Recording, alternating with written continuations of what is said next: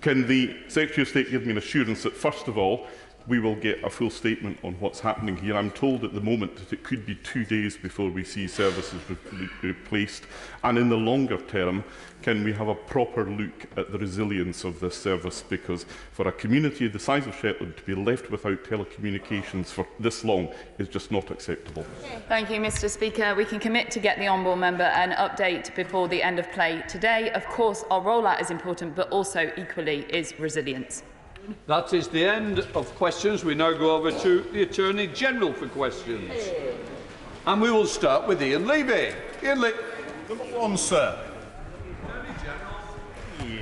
Well, thank you very much indeed, Mr Speaker. And it's an honour to serve as Attorney-General for the second time and lead a legal profession that is the envy of the world and a GLD whose integrity is an example to multiple jurisdictions. And I'm very proud to hold this position. I also welcome my honourable friend, the Solicitor General, to his place. In answer to question 1, in May, this government published the review of disclosure and amended the disclosure guidelines to deliver improvements for police, prosecutors and the victims of crime. The new guidelines feature an annex on data protection, which will ease the burden on police, leaving them more time on the beat and investigating crime. Ian Levy.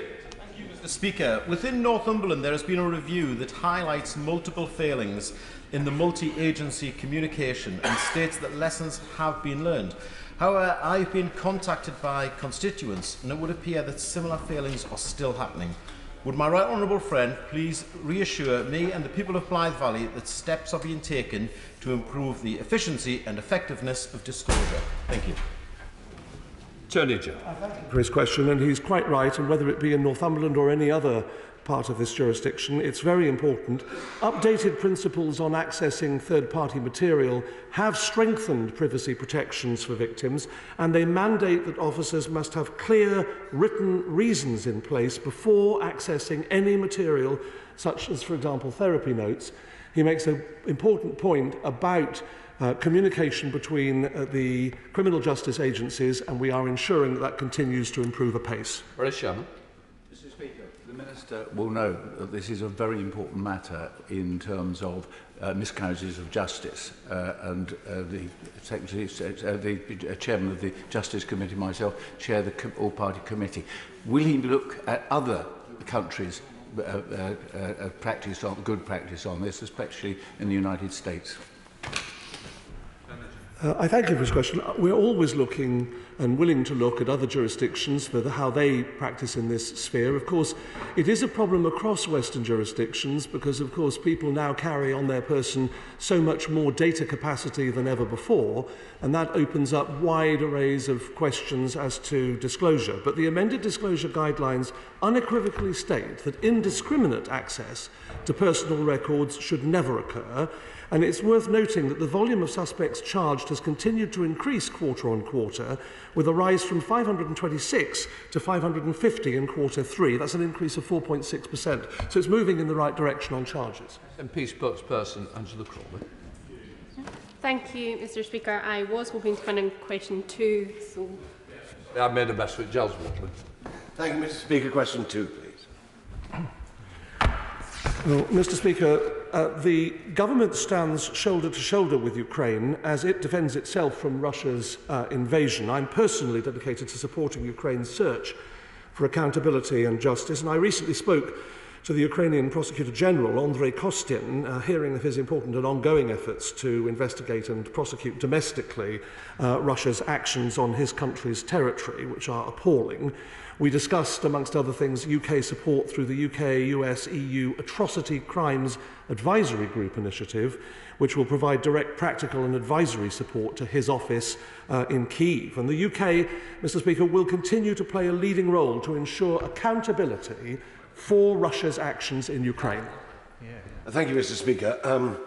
I thank the Attorney-General for his answer, and this abhorrent invasion is no longer focused on by the media as it should be, in my opinion, and there are atrocities going on every day. You must agree that every crime committed by Russian soldiers must be taken into consideration, and people must be held to account, as shall their leader, Mr Putin. I thank him for his question, and he is right. The Atrocity Crime Advisory Group, which I mentioned, was launched on the 25th of May by the EU, the US, the UK, to ensure efficient coordination of those respective efforts, because it is a very complicated area, but we want to support accountability efforts on the ground. And my colleague Lord Ahmed in the other place has already announced £2.5 million of UK support for that initiative and for elements of that organisation, including the deployment of mobile justice teams, and training for judges is already underway in that area. Mr. Speaker, it's obviously very important that all of the evidence that the Ukrainians are gathering at this present time to seek out those who have carried out the crimes are collated quickly. Is there any help that our government can give the Ukrainians to do that? And secondly, is it so important that the timescale for making those people accountable before the courts happens sooner rather than later? What can be done to expedite the process? Well, justice delayed is justice denied, and that is, of course, as accurate today as it ever was. But we have to move at pace, but also whilst getting it right. And collating the evidence is important. I can tell the honourable gentleman this, that we are doing everything we can, the United Kingdom, to support the Ukrainians in every conceivable way, and that includes in this area. SNP spokesperson Angela Crow. Thank you, Mr. Speaker. Can I welcome the Attorney General back to his place? He is providing much needed continuity in amidst the chaos. Now, bombings of civilians, conducting executions, torturing war prisoners and sexual violence. Independent investigators have concluded that Russia has committed all of these crimes. Now, I've heard what the government intends to do, but specifically what steps will the government take, both now and in the future, to ensure perpetrators face the consequences of their actions in an international court? Well, I thank her for raising this, and of course this is a complete cross-party issue. We want to see these horrific crimes brought to justice, and we'll do everything we can to support the Ukrainians in that effort, and we're working across the international community to do that. We've put money into these mobile justice teams, we're putting training into judges for the Ukrainians, we're doing everything we can, and we'll continue to do more. Question 3, please, Mr. Speaker. Mr. Speaker, with your permission, I'll answer questions 3 and 6 together. His Majesty's Government is committed to improving rape prosecutions, and we are investing across the justice system. Through Operation Soteria, prosecutors across the South West have helped to lead the way, with a focus on joint working with the police, a focus on early advice, and an enhanced service to victims. Answer. Last week, Devon and Cornwall police were placed into special measures because of their failure to record crime and manage sexual offenders. Fewer than 20 people were convicted of rape in Devon and Cornwall last year out of 1,500 recorded offences, and people are losing faith in the CPS and the police. So does the Minister agree with me that now is the time to extend the sexual offences backlog pilot, that's in London and the North, to include the South West, with a clear focus of reducing the 1,000-day wait for rape victims to get their justice in court? Not least because I am a South West MP myself, I'm grateful to the honourable gentleman for raising this issue. And work is already underway. I've mentioned Operation Soteria in the South West, and I know specifically in his Plymouth constituency there is work going on with the Commission for Violence Against Women and Girls. I've seen that work, and I commend the commissioners for it. And I know that there is a conference happening in the next few weeks, and I'd ask him to keep me updated more broadly in relation to his substantive question. Referrals from the police to the CPS are up for offences of rape, charges are up and prosecutions are up, but I'm determined that that positive work and that positive trend must continue. Len Saxby. Mr. Speaker, in North Devon, I am repeatedly told by police that the CPS require too much information before they can decide whether to prosecute or not, that the workload to deal with the many outstanding rape cases is not available, and the delays victims endure result in some feeling unable to wait the months or even years for cases to progress. Please can I meet with my right honourable friend to see what can be done to unblock the situation? Mr. Speaker, I'm very grateful to my honourable friend for raising this important issue, and she is right to say that the workload on our police and on our CPS is high. close working between the police and the CPS is absolutely vital. And hot off the press, Mr. Speaker, the refreshed Joint National Action Plan has been published today, which shows that the CPS has seen an increase, a 58% increase in charges. I know my honourable friend takes this issue incredibly seriously. I'll be delighted to meet her, whether here, Mr. Speaker, or in her beautiful constituency of North Devon. Bradley. Sir. The government continues to ensure that both the police and prosecutors have the necessary tools they need to tackle dangerous and highly disruptive tactics used by a small minority of protesters to wreak havoc for people going about their lawful daily lives. And in relation to the Insulate Britain protesters, for example, the CPS has so far secured no fewer than 364 convictions in the Magistrates' Court. They continue to take these cases to trial, showing their resolute determination to bring these criminals to justice. Sir Edward. On Tuesday, the House decided to criminalise grandmothers who hold prayer cards outside abortion agencies. At the same time, of course, quite rightly, we brought in ever more new powers to deal with Just Stop Oil protesters. The difference is that the grandmothers would never just go away quietly, but these other protesters would just keep on turning up. So I think what we all want to be convinced about is there's no point having more and more legislation. We have so much legislation in this area. If the police don't enforce it, and the CPS and the courts don't throw the book at these people and give them long custodial sentences. Well, of course, the sentencing of these individuals is a matter for our independent criminal justice system, but we do have an offence of nuisance on the statute books. We also have offences such as obstructing the public highway, which, of course, has been increased in its powers to 12 months imprisonment. We have a public order bill going through Parliament at the moment, which I was rather surprised to see the party opposite did not support. As I have said, we are determined that those who seek to disrupt the normal lives of citizens meet the full force of the law. That is what should happen. That is what is happening. And the Crown Prosecution Service and the police, as the operationally independent authorities, are working extremely hard in close partnership to bring them to justice and see to it that they receive the punishment they so richly deserve. Thank you very much, Mr. Speaker. May I welcome the latest team of law officers to their places. I think I missed a stray Solicitor General in the summer recess between the incumbent and the honourable member for Cheltenham, but it's very hard to keep up these days. We all know there are well-trusted laws to criminalise this type of behaviour, but is the Conservative Party now opposed to all public protest and free speech? From reading their 2019 manifesto, I would have expected to see the Solicitor General and the Attorney General on the picket line opposing fracking. But last night they voted to allow fracking to go ahead, including, I presume, in their own constituencies. If the law officers are prepared to break a clear promise in such a blatant and cynical way, what example does this set to others in upholding the rule of law?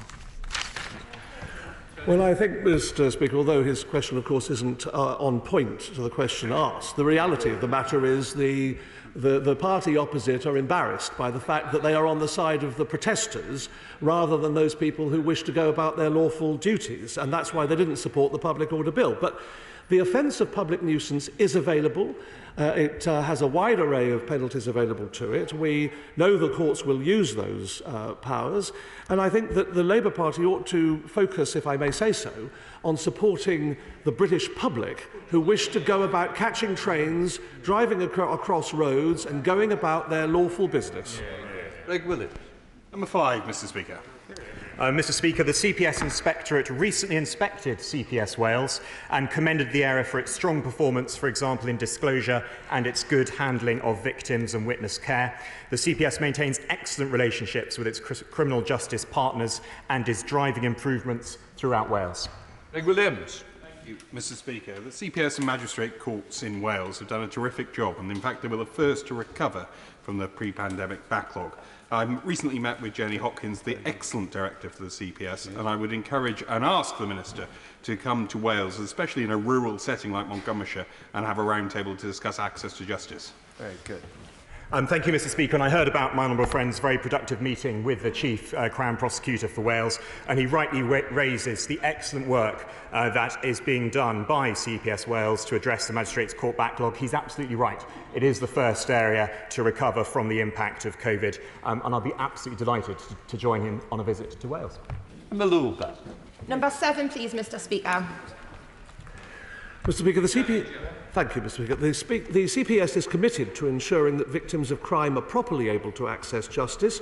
Last year, the CPS commissioned independent research to better understand what victims want and need and to identify areas for improvement.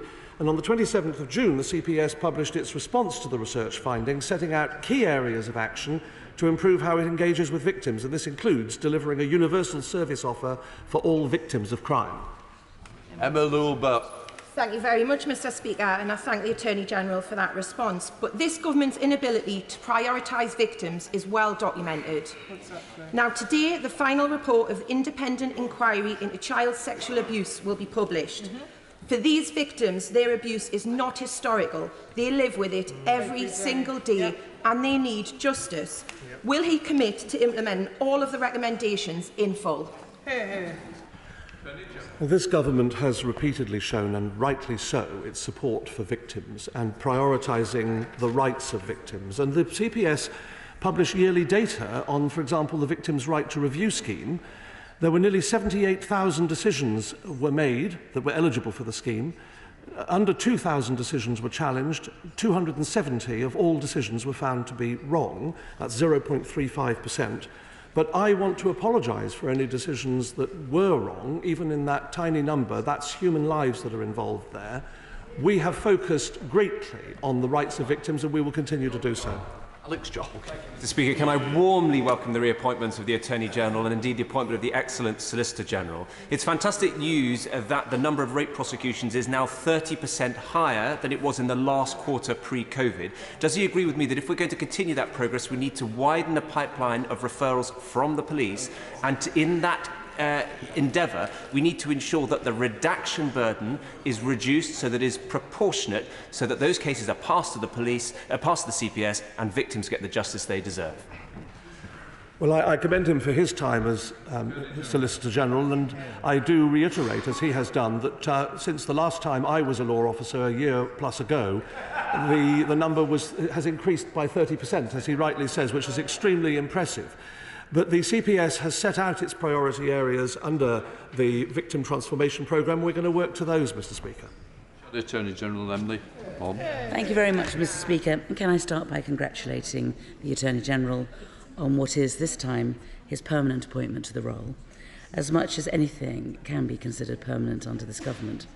I genuinely hope that he will succeed in restoring to the role of Attorney-General some dignity, stability, and, dare I say it, sanity. Can he start by giving me a straight answer to this crucial question? Will it be possible to impose real-term spending cuts on the Crown Prosecution Service without making charge rates, court backlogs and victim support even worse than it is now? Well, I'm grateful to the Right Honourable Lady for her question, and the fact of the matter is, as she knows, that this government has prioritised crime and the victims of crime. We are, and always have been, the party of law and order, and whatever measures we have to take, including, for example, the measures we had to take when we first came in 2010 after the appalling disaster of the previous Labour government, were focused on dealing with crime and the victims of crime, hence thousands more police officers now being appointed. Number 8, Mr. Speaker. I know my honourable friend will be pleased to hear that forgive me. Yes. Yes, I do apologise. By convention, whether the law officers have been asked to provide advice and the contents of any such advice is not disclosed outside government. Christine. Mr. Speaker, so can the Attorney-General confirm that he shares similar views to that of his predecessor, now the former Home Secretary, who recently said that she wanted to see a front page of the Telegraph with a flight to Rwanda, that was her dream? Surely it's time to dream another dream and scrap this cruel, inhumane Rwanda scheme in its entirety. I can't speak to other people's dreams, Mr. Speaker. But and I know the Scottish nationalists have their own dreams, which I don't think will ever be realised, because the union of this country is what the vast majority of the people of the United Kingdom want to maintain. But the convention that I mentioned is an important convention, and I intend to respect it, and that protects the law officer's ability as chief legal advisers to the government to give full and frank legal advice. Yeah. Sarah Brittley. Thank you, Mr. Speaker. It's encouraging that since the CPS published... Number 9, Mr. Speaker. Mr. Speaker, I know that my honourable friend will be very pleased to hear that CPS North West has consistently achieved a conviction rate that is higher than the national average, and the area conviction rate was 84.4%, 2 percentage points higher than the national rate. Sarah Brittley. Again, Mr. Speaker, it's encouraging that since the CPS published its strategy on rape and serious sexual offences in 2020, the number of rape prosecutions has risen dramatically, with a 62.9% increase reported. However, I know that several of my constituents in Hindman and Haslingden are keen to see the specialist trauma training for all court staff, police and prosecutors that's being trialled. So, with great interest in the scheme, please can the Minister update me on the findings at being. Well, I'm very grateful indeed to my honourable friend for highlighting the importance of this issue, and indeed more broadly for the support for victims not only in her area, across the North West and across the country. There are 2 further specific measures that I think my honourable friend should look out for. Firstly, the Operation Soteria and its continued rollout across the country, and secondly, the Victims Bill. And I look forward to working with my honourable friend on both. That completes questions. We're now going to the urgent question. I now call the Shadow Home Secretary, Yvette Cooper. Thank you, Mr. Speaker. To ask the Home Secretary to make a statement on the departure of his predecessor. Minister. Thank you, Mr. Speaker. I thank the honourable lady for her question. Mr. Speaker, my right honourable friend, the member for Fareham, resigned yesterday following a contravention of the Ministerial Code relating to a breach of Cabinet confidentiality and the rules relating to the security of government business. The Prime Minister has made clear the importance of maintaining high standards in public life and her expectation that ministers should uphold these standards as set out in the Ministerial Code. All ministers are personally responsible for deciding how to act and conduct themselves in the light of the Code and for justifying their actions and conduct to Parliament and the public. However, ministers only remain in office so long as they retain the confidence of the Prime Minister.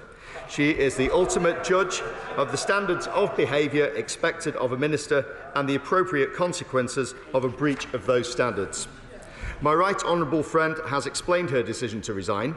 And to be clear, the information that was circulated was subject to Cabinet confidentiality and under live discussion within the government.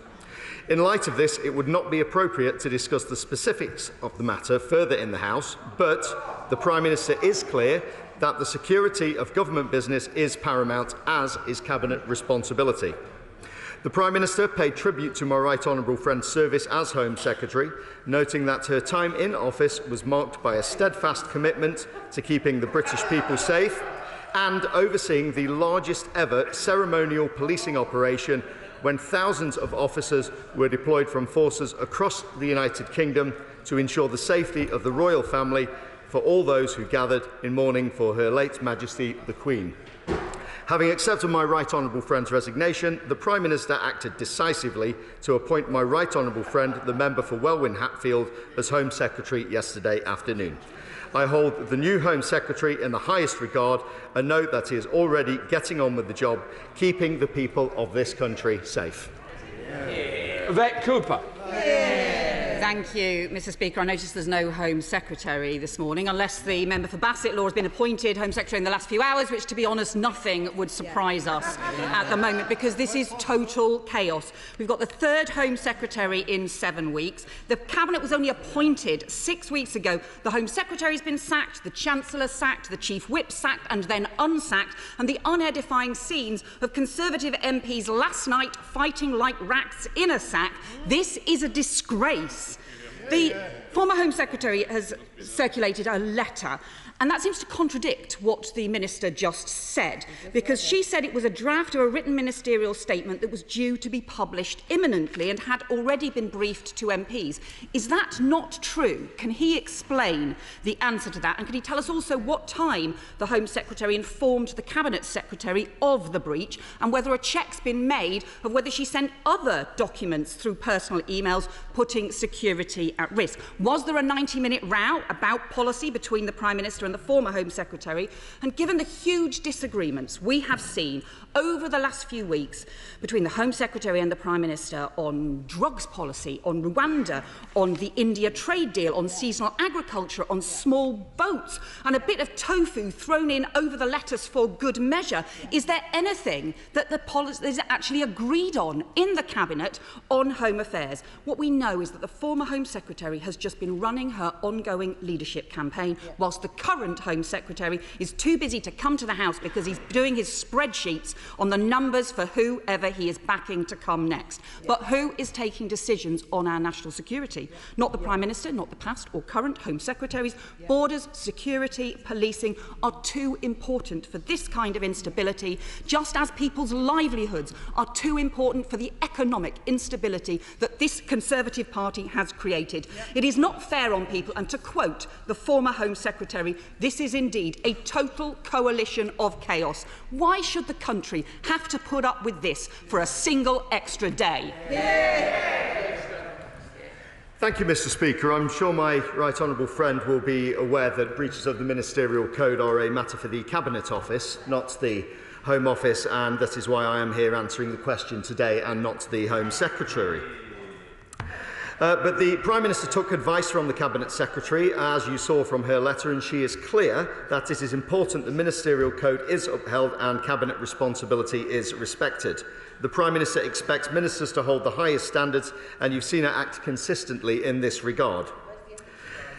But these were breaches of the code. The Prime Minister expects her ministers to uphold the ministerial code, as the public would also rightly expect, and she took the requisite advice from the Cabinet Secretary before taking this decision.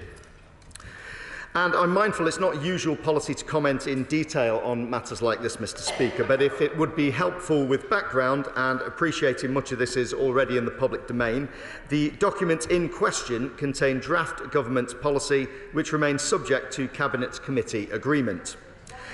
Having this on a personal email account and then also sharing outside of government constituted clear breaches of the code, sections 2.14 and 2.3, if helpful to look at.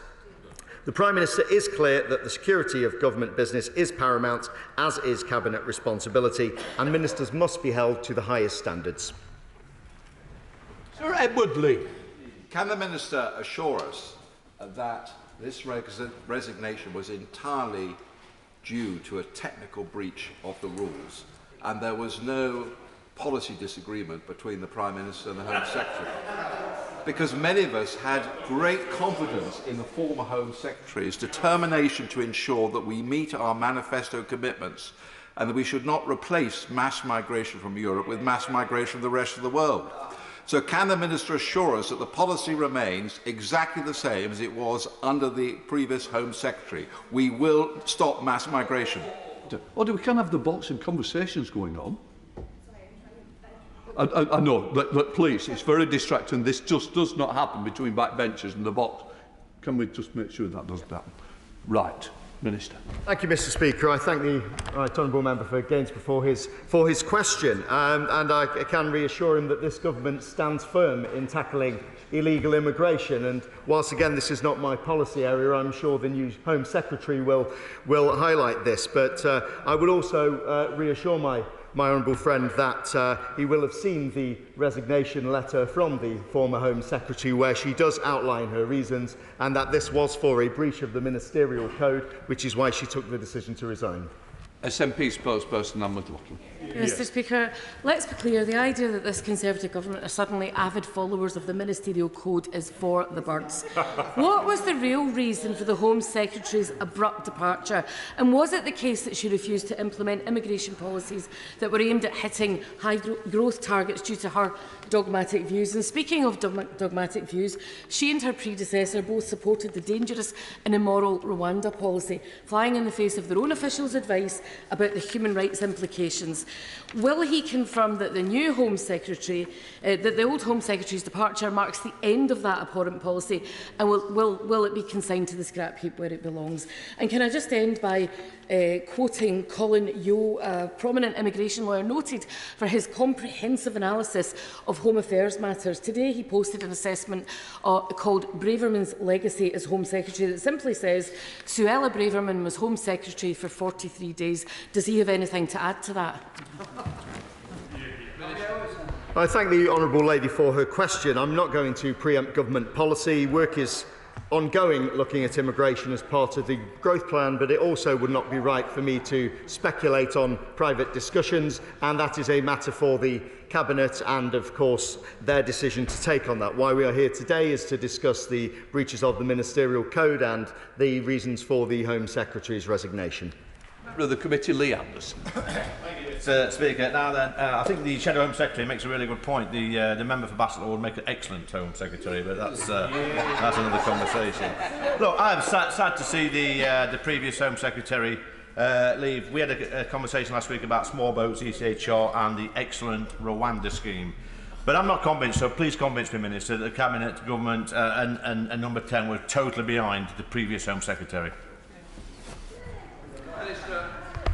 Thank you, Mr. Speaker, and I thank my honourable friend for Ashfield for, as ever, championing the cause of making sure we have secure borders, and I know himself he is a great champion for this and will no doubt continue to push the case for this. And this government has shown that it is committed, of course, to making sure that we tackle illegal immigration and the criminal acts that are going on in the Channel. And again, whilst I wouldn't want to preempt the policies of the new Home Secretary, I'm sure when he next comes to this House he will be able to give you the assurance that you seek. John Speller. Thank you, Mr. Speaker. And no Home Secretary, no Chief Whip, no Deputy Chief Whip. This truly is an okey-cokey cabinet, isn't it? In and out. But what I want to ask the Minister directly is, there's a lot of difference between security and embarrassment for the government. So can he actually tell us the security classification of the documents he's referring to? And also, can he tell us whether any other ministers are using personal email accounts in order to conduct government business? Thank you, Mr. Speaker. To the honourable gentleman, I would say this is not information that I am privy to. It is also not information that should necessarily be in the public domain either. I think it has also been made very clear from the statement at the start that we are dealing with sensitive government matters, and it is important that sensitive government documents are therefore kept sensitive. This is the reason the Home Secretary tendered her resignation. She recognises that and that this breached the Ministerial Code, and this is why she resigned as outlined in her letter. Andrew Bridgen. Thank you, Mr. Speaker. For the avoidance of doubt, would the Minister outline to the House the Government's current policy on immigration, and will he tell the House whether it's actually under review at the moment? I thank my honourable friend for his question. I would refer him to the previous answers that we have given. Again, this is not for me to discuss policy today as much as the reasons for the resignation of the Home Secretary, although, again, I am sure that the new Home Secretary will come to the House, and I'm sure he will be discussing that in line with the growth plan and our commitment to tackle immigration at a future date. Ellie Reeves. Thank you, Mr. Speaker. That someone who defended Dominic Cummings and expressed her intent to break international law ever became our Home Secretary shows how broken the government is under the Tories. But having a new Home Secretary doesn't solve the problem. This government is gridlocked, endlessly U-turning and completely failing the public. Isn't it clear that it's only through a general election that we can again bring stability and security to our country? Thank you, Mr. Speaker. Again, I would remind the honourable lady that we do not live in a presidential system, and of course it is up to this government to command the confidence of this House, which is the case, and it has made very clear that we will not be having a general election. But this is not the business for this House this morning. We are here to discuss the resignation of the Home Secretary, and I think we should stick to that, Mr. Speaker, rather than trying to diverge into other areas. I think I'll decide, though, do you not, Tom Hunt? My constituents were informed yesterday that 200 economic migrants will be accommodated in a hotel in the town centre in Ipswich, of great cost to the taxpayer, putting pressure on local public services and actually also putting local jobs at risk. Will the Minister confirm to me that the new Home Secretary will prioritise the unsustainable practice of accommodating illegal immigrants in hotels and also throw their support behind things like the Miranda scheme that the Labour Party oppose, which is potentially the only way we can nip this problem in the bud? Thank you, Mr. Speaker. I thank the honourable member for Ipswich for his question, and I think in terms of reassurance, what I would say is we've seen the Prime Minister acting very swiftly to get a new Home Secretary in place yesterday afternoon, and that is because this government is committed to pushing ahead with our agenda, and of course important issues that my honourable friend has highlighted there which need attention. This is why it is so important that we do have that stability, and this is why the Prime Minister took the action that she did. Others to come. Because it's surely obvious that the Home Secretary resigned because it's now understood in government that government's immigration policy is a major block to economic growth. And if that is the case, then I welcome the change and I welcome the new Home Secretary, and we will do if he ever graces the chamber with his presence. When he reports back to the Home Office, when we look at immigration policy in relation to economic growth, will he remind the Home Secretary that we need urgent change in the law relating to visas for non-EEA nationals seeking to work in our fishing industry? Minister. Thank you, Mr. Speaker. I thank the honourable gentleman for his question. Once again, I think it's been made clear that we should not be responding to speculation. Private discussions are exactly that, and what we have come here to deal with today are the facts. And the facts are the Home Secretary has tendered her resignation for a breach of the ministerial code, and policy issues are something for another time and not this House today. Mr. Speaker, I was very disappointed to see the previous Home Secretary leave her role. She's a tremendous loss to those of us who hope that one day, just one day, this government might finally get a grip of the small boats crisis. It would be a huge mistake if this government were to soften its tough line on preventing illegal immigrants entering this country upon their departure. Can the Minister confirm that the government's policy remains unchanged? Thank you, Mr. Speaker. I thank my honourable friend for his question, and whilst I may already said that I cannot speak on behalf of other ministers with this, I think you will have seen from the Prime Minister's letter to the Home Secretary where she was thanked for the work that she has done, whether this was with the huge policing operation for late Her Majesty, or whether it is with the other work that she's been doing, and of course clamping down on illegal immigration, keeping the British people safe, and I'm sure that work will continue. Mr. Speaker, it's been widely reported that a member of the Cabinet was involved in a fracas last night during the vote. Was there a breach of the ministerial code, and will that be investigated? Thank you, Mr. Speaker. I thank my honourable friend for his question. Of course, if my honourable friend believes such breaches have occurred, then there is a set process for people to refer that to. But I do think that we shouldn't be commenting on speculation. I think, as we see from the press this morning, there are many stories, many things about the lobby last night, which I was in, of course, and I certainly didn't see what I believe other people have been saying they saw. So I think rather than comment on speculation, we should stick to facts, and the facts are why we are here today. Kirsten Oswald. Thank you very much, Mr. Speaker. It seems to me that there are as many theories and reasons being given about the real reason for the departure of the former Home Secretary as there are stories about what on earth went on, and we all saw it with the fiasco that this government presided over last night. So can we have a bit more clarity on what has really gone on, what exactly is happening?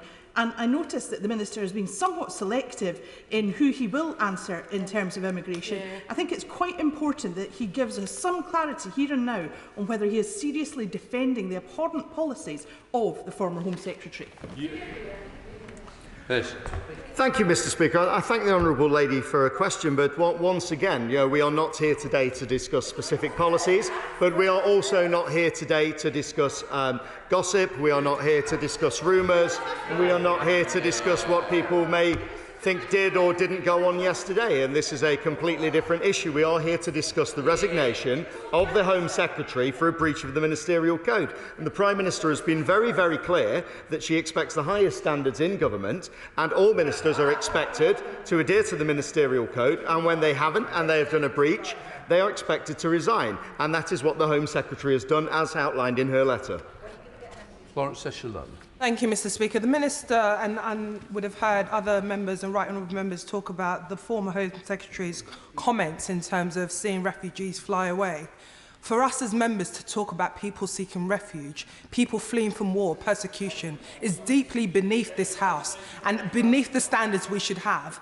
The current Chancellor, who, as we all know, is probably the Prime Minister, has said that he wants to see a more compassionate Conservative. Yeah. Can the Minister outline that the new Home Secretary will be outlining that compassion in when we are dealing and talking about people seeking asylum and refuge in our country? Yeah. Minister. I thank the honourable lady for her question, and again, whilst I cannot discuss policy, what I would say is this government has shown compassion, not just in terms of the aid we give abroad, but I would point to the Homes for Ukraine scheme. You look at what we've done there, before that with Syria, before that with Afghanistan, and this country has a proud history of welcoming refugees. That is something that will continue, that is something that this government has been committed to, will continue to be committed to, and is something that I am certainly also committed to. Thank you very much, Mr. Speaker. Appointing a Home Secretary who lasted 43 days and a Chancellor who lasted 38 days is unprecedented and farcical. What does that say about the Prime Minister's judgment and fitness for office? She has no support anywhere in this House anymore. Shouldn't she be following her former colleagues to the backbenches, pausing only to ask for a dissolution of Parliament? Thank you, Mr. Speaker, and I'd remind my honourable friend that appointments are a matter for the Prime Minister. The Prime Minister has outlined what she expects in terms of conducts of ministers, and when the Prime Minister has changed her appointment, she has done it swiftly. The Prime Minister has been very clear on this, that she expects us to be working together towards our growth plan to deliver for the people of this country, and that is why she has taken the actions that she has. Dave Dugan. Thank you, Mr. Speaker. The former Home Secretary got her jotters because she was on manoeuvres, and the Cabinet at large is on manoeuvres to find out who's going to replace the Prime Minister. But the de facto Prime Minister, the Chancellor, didn't want anybody's manoeuvres competing with his own. Yeah. Isn't that the truth? It's nothing to do with that breach of the code. Yeah. Minister. Well, thank you, Mr. Speaker. I mean, I would say to the honourable gentleman, I think the proof here is in the resignation letter of the Home Secretary herself. The Home Secretary herself has outlined the reasons why she has resigned from her position. She's been very clear about the Ministerial Code, which areas it is that she has breached, and, of course, as we say, other matters are to be treated separately. But why we are here today, once again, is to discuss why the Home Secretary resigned. We're not here to discuss other matters that involve internal party politics. Kate Green. The Minister may not want to discuss immigration policy today, but I hope he will share my deep concern at the written answer I received on Tuesday from the Home Office revealing that nearly 900 under 16-year-old asylum-seeking children have been accommodated in hotels, and the Chief Inspector for Borders and Immigration's report this week that some of the hotel staff don't even have DBS clearance. Will he go back to the Home Office immediately after this question to urge action to get those children out of those hotels and into a place of safety? Thanks. Thank you, Mr. Speaker. I thank the honourable lady for her question, and I am happy to pass it on to the Home Office and ask them that question so they can provide you with that information. But, of course, we do remain committed to safeguarding children, whether that's children in this country or children that we have received coming into the country. Wayne Davis. The Minister has referred to the former Home Secretary's letter of resignation. But in that letter of resignation, she said, and I quote exactly, "The document was a draft written ministerial statement due for publication imminently. Much of it had already been briefed to MPs." Would he confirm that that is the case? And I suspect it is the case. Then we all know full well what the real reason for her resignation was, don't we? Minister. Thank you, Mr. Speaker. I think I covered this previously, but I'm happy to repeat for the honourable gentleman. Having this on a personal email account and then sharing outside of the government does constitute a clear breach of the code, and that is there in section 2.14, it's there in section 2.3, and if it's helpful, again, people may wish to look at this. But again, the Prime Minister has been clear that security of government business is absolutely paramount, and that is why we are held ministers to the highest standards, and the Home Secretary tendered her resignation. Thank you, Mr. Speaker. This is a mess. This is a mess. I appreciate the Minister's got a really bad time having to defend this, but can I ask him whether he has asked other Cabinet members whether they've shared sensitive documents on their personal emails? Have they been asked? Has that extended to other platforms like WhatsApp, Telegram or Signal?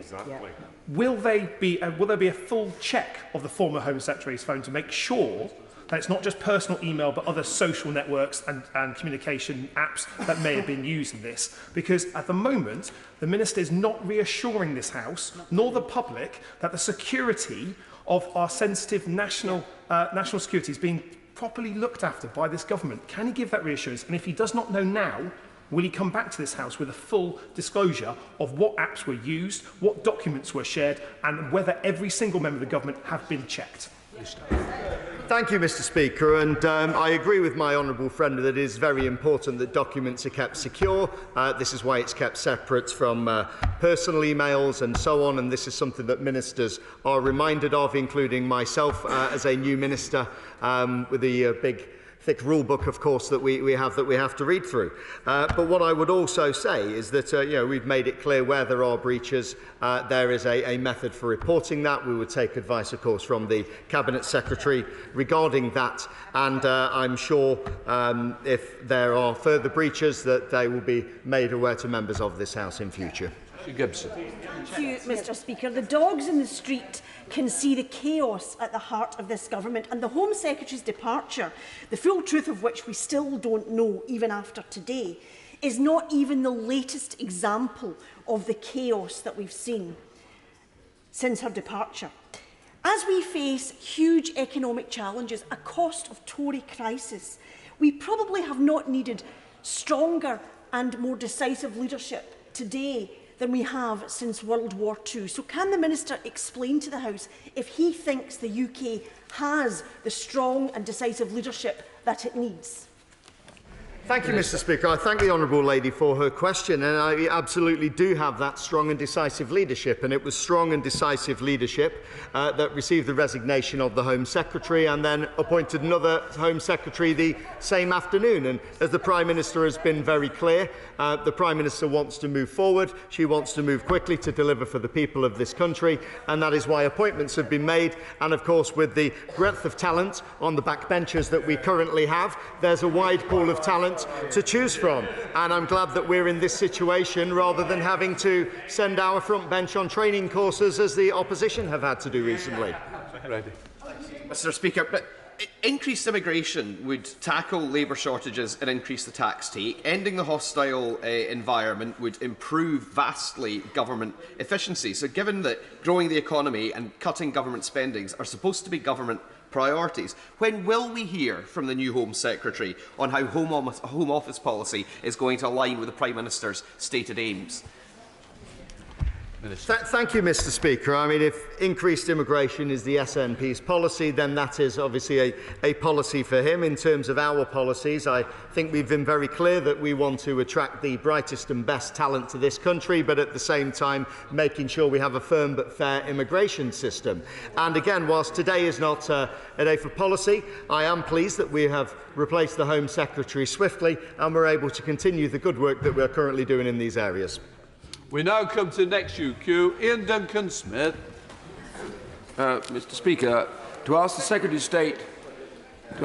of State for Foreign, Commonwealth and Development Affairs if he would make a statement on the role of the Chinese Consul General, who it appears now took part in the assault of Bob Chen. Minister. Thank you very much indeed, Mr. Speaker, and I'm very grateful to my honourable friend for his question, and also deeply aware of the strength of feeling in this House and in the other place about the scenes of violence at the Consulate General of the People's Republic of China in Manchester on Sunday afternoon, and I'm very happy to provide an update on our response. You've been kind enough, Mr. Speaker, to indicate that you might allow me to speak for a few more minutes, a couple more minutes, just to set out the position. As the House will know, on Sunday afternoon, officials were in touch with Greater Manchester Police regarding the incident. On Monday, officials spoke to the Chinese embassy to express our very serious concerns at the reports and to demand an explanation. And FCDO officials were clear that all diplomats and consular staff based in the UK must respect UK laws and regulations. On Tuesday, I announced in this House that the Foreign Secretary had issued a summons to express His Majesty's Government deep concern at the incident and to demand an explanation for the apparent actions of the staff of the Consulate General. Following my statement, the Chinese Chargé d'Affaires attended the summons at the FCDO in his capacity as acting ambassador. For the avoidance of any doubt, the Chinese ambassador is currently out of the UK, and therefore it is standard practice in such circumstances to summon the Chargé d'Affaires. And also, if I may be clear, receiving an official summons from the Foreign Secretary is not, as it has been described, a light rap on the knuckles, but the delivery of a stern message well understood within the context of diplomatic protocol. It is customary for senior officials to deliver such messages. These summons are not an invitation for an ambassador to have an audience with the Foreign Secretary or with ministers. In any case, given that it was the Chargé d'Affaires, it was doubly appropriate that it should be delivered by a senior official. In the summons, the officials set out that peaceful protest is a fundamental part of British society and that everyone in the United Kingdom has the right to express their views peacefully without fear of violence. He reiterated our clear expectation that diplomatic and consular staff should conduct themselves in accordance with UK law. And we have made it absolutely clear to the Chinese embassy that the apparent behaviour of Consulate General officials during the incident, as it appears from the footage, which even now more of which is coming out as we discuss this, is completely unacceptable. Now, the independent police investigation is now underway. Greater Manchester Police have been clear that there are many strands to what is a complex and sensitive inquiry and that it may take some time. As the Foreign Secretary has said, we will await the details of the investigation, but in the meantime, I've instructed our ambassador to deliver a clear message directly to the Ministry of Foreign Affairs in Beijing about the depth of concern at the apparent actions by Consulate General staff. And let me be clear that if the police determine that there are grounds to charge any officials, we would expect the Chinese consulate to waive immunity for those officials. If they do not, then diplomatic consequences will follow. Finally, if I may, allow me to reiterate to this House the value we place on the Hong Kong community in the UK. When the national security law was imposed on Hong Kong in 2020, this government acted immediately in announcing the scheme for British national overseas status holders and their dependents. Since then, over 100,000 people and their families have made the decision to move to the UK to live, work and make this their new home. And I want to put on record here now again today officially a reaffirmation of our unwavering support for them and our commitment to their safety. They are most welcome here, recognising the interest that this issue has across this House. Mr. Speaker, the Government will seek to update the House on this matter next week with your permission. Sir Duncan-Smith. Mr. Speaker, I'm grateful to you for granting this UQ, and I follow from the UQ by my honourable friend. I say to my right honourable friend, just for the purposes of the House, it's worth reminding everybody what happened at the Chinese consulate. In the grounds on Sunday, an appalling attack took place on a peaceful protester who was dragged into the consulate grounds and seriously abused. And we saw those appalling videos of Bob Chen being dragged into those grounds and abused. And it now appears that the Consul General played a part in that physical attack. Mr. Chan is a Hong Kong refugee who we have welcomed over here. I and others are working to help those get out of Hong Kong across the floor. We've worked together, and that community now feels very frightened by what is going on in the UK by the Chinese government's representatives. And he, Mr. Chen, gave a statement for the first time to the media yesterday, Mr. Speaker, and it was a very moving statement. He spoke of how badly bruised and damaged he is and how frightened he is, and his wife and child were in the room as well at the same time. I thought it was very brave of him because he now fears being targeted by the Chinese Communist Party here in the United Kingdom. So I say to my right honourable friend that now overnight we discover that the Consul General has himself admitted that not only did he take part in this attack, but that he was responsible, in his own words, for pulling his hair and tearing his scalp. This is the Consul General, let alone the others that were there.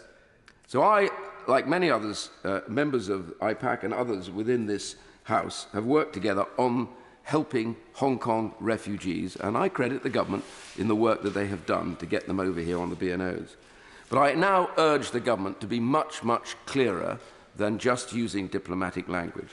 I urge the government to make it clear, in the light of this new evidence, that it's not just unacceptable that any consular individual should have taken part in anything like this, but that any consular individual who is proved to have been one of the perpetrators of this outrageous and violent attack on Mr. Chen will be made persona non grata immediately and sent back to China. The government has the diplomatic power to dismiss them. Whether or not there are criminal proceedings, the fact is we do not want them here in the UK, and they must go. And I urge my right honourable friend to come to the dispatch box and show the resolution that is necessary to send that message to China, despite what others and officials may say, be careful of tit for tat. Ignore that. Get to the dispatch box and simply say they will leave the United Kingdom. Any one of them that was in on that attack is not welcome, and the ambassador will be informed of that forthwith. Minister. Well, I thank my right honourable friend very much indeed for his further remarks. We should be absolutely clear that participating in an assault, if that is what is determined to have happened, is completely outside the expectations of our rule of law, that we would expect, if such a thing had taken place, as the question was raised in the House only 2 days ago in front of the British consulate in Shanghai, we would, of course, refer the matter to the local policing authorities, as would have been expected to have been done in this case. So I take the point the honourable gentleman makes very strongly. And, of course, he's also right to insist, as he insisted in the previous question that we discussed on this, that the diplomatic channel and the legal channel are distinct. And I have seen the footage that he describes, and I have to say I think it looks very black indeed, and damning indeed. But there isn't a process that we're going through, and we need to make a factual determination. And once that is done, as I have said, diplomatic consequences, if it is found to have been as we fear it may be, that is to say, a criminal offence of some kind, diplomatic consequences will follow. We now come to the Shadow Minister, Catherine West. Thank you very much, Mr. Speaker, and I thank the Honourable Member for Chingford-Woodford Green for bringing this urgent question, and for the interview which he had with Mr. Chen yesterday, and the work that he has done on this. This is yet another complete failure of the government. Instead of bringing a statement to this House, which would be the normal way of carrying on, this is the second urgent question that members of this House have had to bring. And what is more concerning, Mr. Speaker, is the outrageous admission of the Chinese Consul General that he did in fact assault Hong Kong democracy protesters in Manchester, which he described as his duty. The government's handling of this has been a complete mess, and the Minister will know that Labour has called for the Chinese ambassador to be summoned to demand an explanation, but in a stunning abdication of their failure of their duties, an FCDO statement confirmed that a civil servant held the meeting with the Minister, Young, rather than the Foreign Secretary or a responsible minister. While I have the utmost confidence in the abilities of FCDO officials to fulfil their responsibilities, there are moments in foreign policy where only a minister and an elected minister will do. Sadly, Mr. Speaker, it appears that this chaotic government has unleashed upon the country through its failed economic agenda, and is now hampering ministers' ability to stand up for the most basic rights which we hold dear. The Minister has the chance to send a clear message, not just to the Chinese government, but to the government in Myanmar and any other country which might have repressive regimes and where refugees fear for their safety in this country. He will know that on the 12th of May, from this dispatch box, we challenged the government to come forward with a comprehensive plan for safety for Hong Kong nationals and others. So 2 questions. Will he now meet the embassy without any delay to communicate the strong message from us as MPs about the importance of peaceful protest in this country? And on the question of the CCTV footage, is it the case that the Greater Manchester Police have not yet received the footage because the Consular General is refusing to hand it over? What will he do to tackle this problem? Is it possible for him to expel the individual and then for that individual to apply to return? And that way round, at least we would know that the government had taken the strongest action possible. Thank you, Mr. Speaker. Minister. Thank you very much, Mr. Speaker, and I thank the Honourable Lady for her question. And of course, she's absolutely right to pay tribute to my honourable friend for his interview with Mr. Chair, and I think that was a very important moment, and he deserves congratulation from across this House for that. In terms of what she actually said, however, I don't think she can have listened to what I said, and that's a pity. The ambassador is not in the United Kingdom and has not been in the United Kingdom since before the beginning of this week, and therefore he's not available for any kind of diplomatic interaction. The chargé d'affaires is, in fact, in any case, the appropriate person for this kind of exchange. The last time that an ambassador was summoned to a meeting with a minister, indeed the foreign minister, was following the Russian invasion of Ukraine, which gives you a sense of the way in which the diplomatic niceties work out. In terms of CCTV and the Greater Manchester Police, I'm afraid I can't comment on that since it's a matter outside the purview of the government, but I would certainly encourage, if it is the case that the Chinese consulate is not giving up any CCTV that it has, then I would certainly encourage them to do so. Chair of the Select Committee, Alicia Cairns. I welcome this UQ by my right honourable friend. It is quite clear that the House is unhappy with the course that the government has taken. And I'm afraid I must challenge my right honourable friend on some of the comments he has made this morning. It is not apparent involvement. There are no ifs, there are no buts. The Consul General has not only admitted, as my right honourable friend said, that he's responsible, but he has praised his role in these actions and said he would do it again. It is a political decision to expel, not a policing decision. So can he please confirm, as he suggested from the dispatch just now, that his preference is to prosecute these individuals and to see them in British prisons? And secondly, what are the diplomatic consequences that he references? Is it to expel? We need plain speaking at this time. The House is clearly united in our position, and I urge the government to listen to it. Minister. Well, I thank the Chairman of the Select Committee, and she has made clear her view that a crime was committed here, and I think that is the view that many others have taken. But it is not, in fact, I think, a determination of fact at the level that we would need, and she may have missed the portion of what I said earlier to my honourable friend who put the question, that we recognise that the diplomatic channel and the legal channel are separate, but they're not separate as regards a determination of fact. And that is, I think, the proper grounds for us to make, as a government, a determination. As regards the political desire, we will be looking at the fact situation as it's brought forward, at the options. I've said there will be, as you may have missed this too, an update I would expect to the House next week as further events play themselves out, and we will make a judgment in due course on that basis. SNP spokesperson Angela Crawley. Thank you, Mr. Speaker. Minister, this is a serious diplomatic incident, and others have said that the scenes of the violent clash between pro-democracy protesters and the officials at the Chinese consulate are disturbing and go directly to against the tenets of diplomacy, freedom of speech and protest. Now, Bob Chan, who has fled from Hong Kong for his life, was pulled through the gates into the consulate and beaten by staff.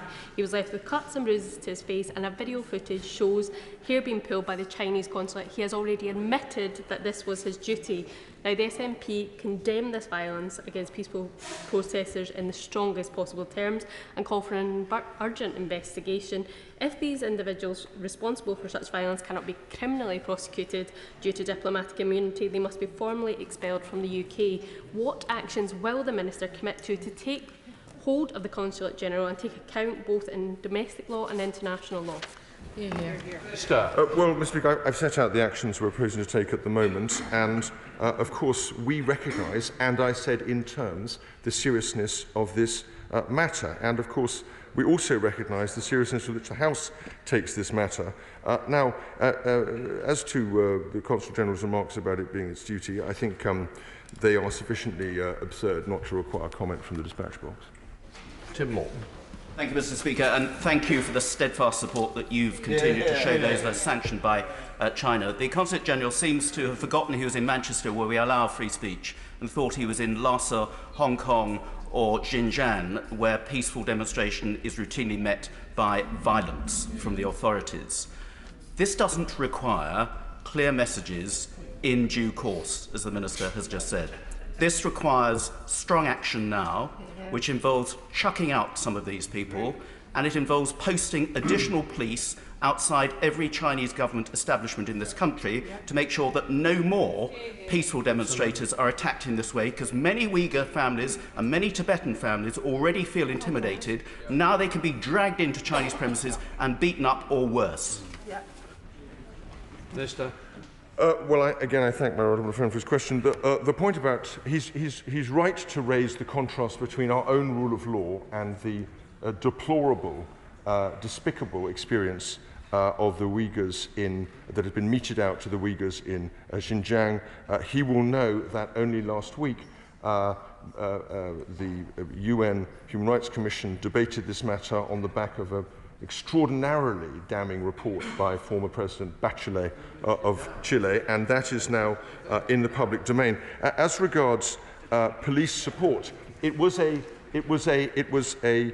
think it is a fact about this that the demonstration was notified to the Greater Manchester Police. They were on hand at the time, and so it's not absolutely clear that police support as such is what is required. There clearly has been some kind of failure in this case, and we need to work out, if there was, what it was. Thank you, Mr. Speaker. Yesterday, I joined Bob Chan in a press conference in which he bravely detailed the awful ordeal in my constituency.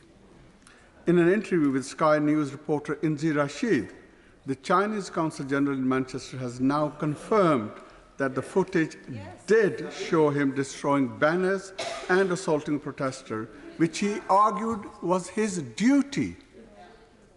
The high-obras and the above-the-law attitude of the Consul General is sickening. Will the government stop dragging their feet and take immediate action by declaring the Consul General persona non grata? Minister. Well, I thank my honourable friend, and of course he too has engaged very closely with Mr. Chan, and very, very welcome that is too, and I thank him. I'm sure from everyone around this House would congratulate him and thank him for his support on that. He has, in his question, revisited questions I've already debated at some length and announced from the dispatch box. We have put in place a series of measures which we are going through now, and in due course we will expect to update the House on progress in this developing situation. Richard Holden. Thank you very much indeed, Mr. Speaker, and I'd like to thank you, sir, for your continued efforts in this direction and to hold the Chinese to account and help us do so in this House. But there is, could the Minister just answer a question quickly about, there's another protest this weekend in Manchester. Has the Minister contacted Greater Manchester Police already to ensure that those protesters who are there can have the protection of Greater Manchester Police, which they clearly haven't had to date? Again, I thank the honourable gentleman for his question. I personally wasn't aware of the further demonstrations. The House has now been made aware of them. I will ensure that officials make some notification. This is a Home Office matter, so it will go through the Home Office. And of course, even within the Home Office network of relationships, our police are independent of government, rightly so, for the best rule of law reasons, and so we will respect that. I'm not sure yet that what happened here necessarily was a failure of policing in this case. It certainly appears that way, and we would expect the Greater Manchester Police to be able to do whatever they can next time round. Lola Brown. Mr. Speaker, frankly, this is now just ridiculous, and I hope that the Minister can see the force of the will of the House, and I hope that helps him in what he needs to do next. Article 41 of the Vienna Convention for Diplomatic Relations says that diplomats need to respect the law and regulations of the receiving state. And Article 9 says that the receiving state has the right to declare that person persona non grata at any time with no explanation. The CPS then says that that is done when the police have sufficient evidence to justify court proceedings. Now, given the video, given the admission, the lack of action by the government is frankly laughable at this point. This is now a political decision. Can he explain why he is not making them persona non grata now? Minister. The Honourable Lady quotes the convention, and it's very interesting, but she skated over the key phrase, which was when the police have sufficient evidence. And we're not in that position yet. And when they are, as I have assured the House, there will be consequences if that evidence proves to be dispositive. Thank you, Mr. Speaker. My right honourable friend is a diplomat. I understand that. But does he not understand? Does he not understand that if this assault took place on the streets of this country, the individuals responsible would be in prison cells and before magistrates? Therefore, it's very simple. Every single day that those responsible remain on these shores is a disgrace and a stain on our society. So can we not take the decision now to encourage my honourable friend and his colleagues to expel the people responsible today? Minister. Of course, the House has a very strong view on this, and I fully recognise it. But of course, if this apparent offence had taken place elsewhere on the streets of the United Kingdom, it would be subject to the same kind of police investigation and determination, and potentially a prosecution, potentially as a result. Chris Brown. Thank you, Mr. Speaker. I welcome the Minister to his post because I know him to be a decent, intelligent and honourable man. But he talks of diplomatic niceties. The time for diplomatic niceties is long, long past. Do you think the Chinese government cares about diplomatic niceties? Of course, what the minister should be doing is saying to the ambassador, get yourself back to Britain so that you can meet with the minister. And if you don't get back, it'll be a minister that's going to be meeting with the charge d'affaires on Monday morning, or preferably tomorrow. And for that matter, we will be expelling the Consul General tomorrow because he's clearly been engaged in something which would have got him arrested if it had happened on the streets of the United Kingdom. Minister.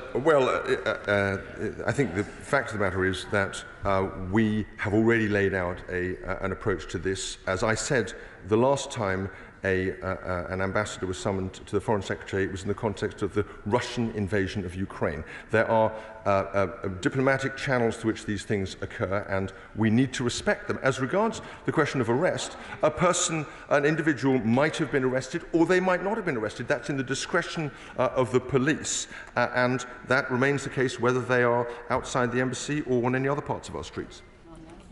Navandru Mishra. Thank you, Mr. Speaker. Can the Minister outline what tangible steps have been taken to protect Hong Kong community, Tibetans, Uyghurs from intimidation, threats and actual use of violence from the Chinese state on UK soil? Tangible steps. Minister. Well, he knows that we've, of course, opened the BNO channel. We have offered support from the Home Office and from the Department for Housing, Levelling Up and Communities to them, and they remain under the rule of law and therefore the purview of the police, as would any other residents in this country. Okay. The right to protest, Mr.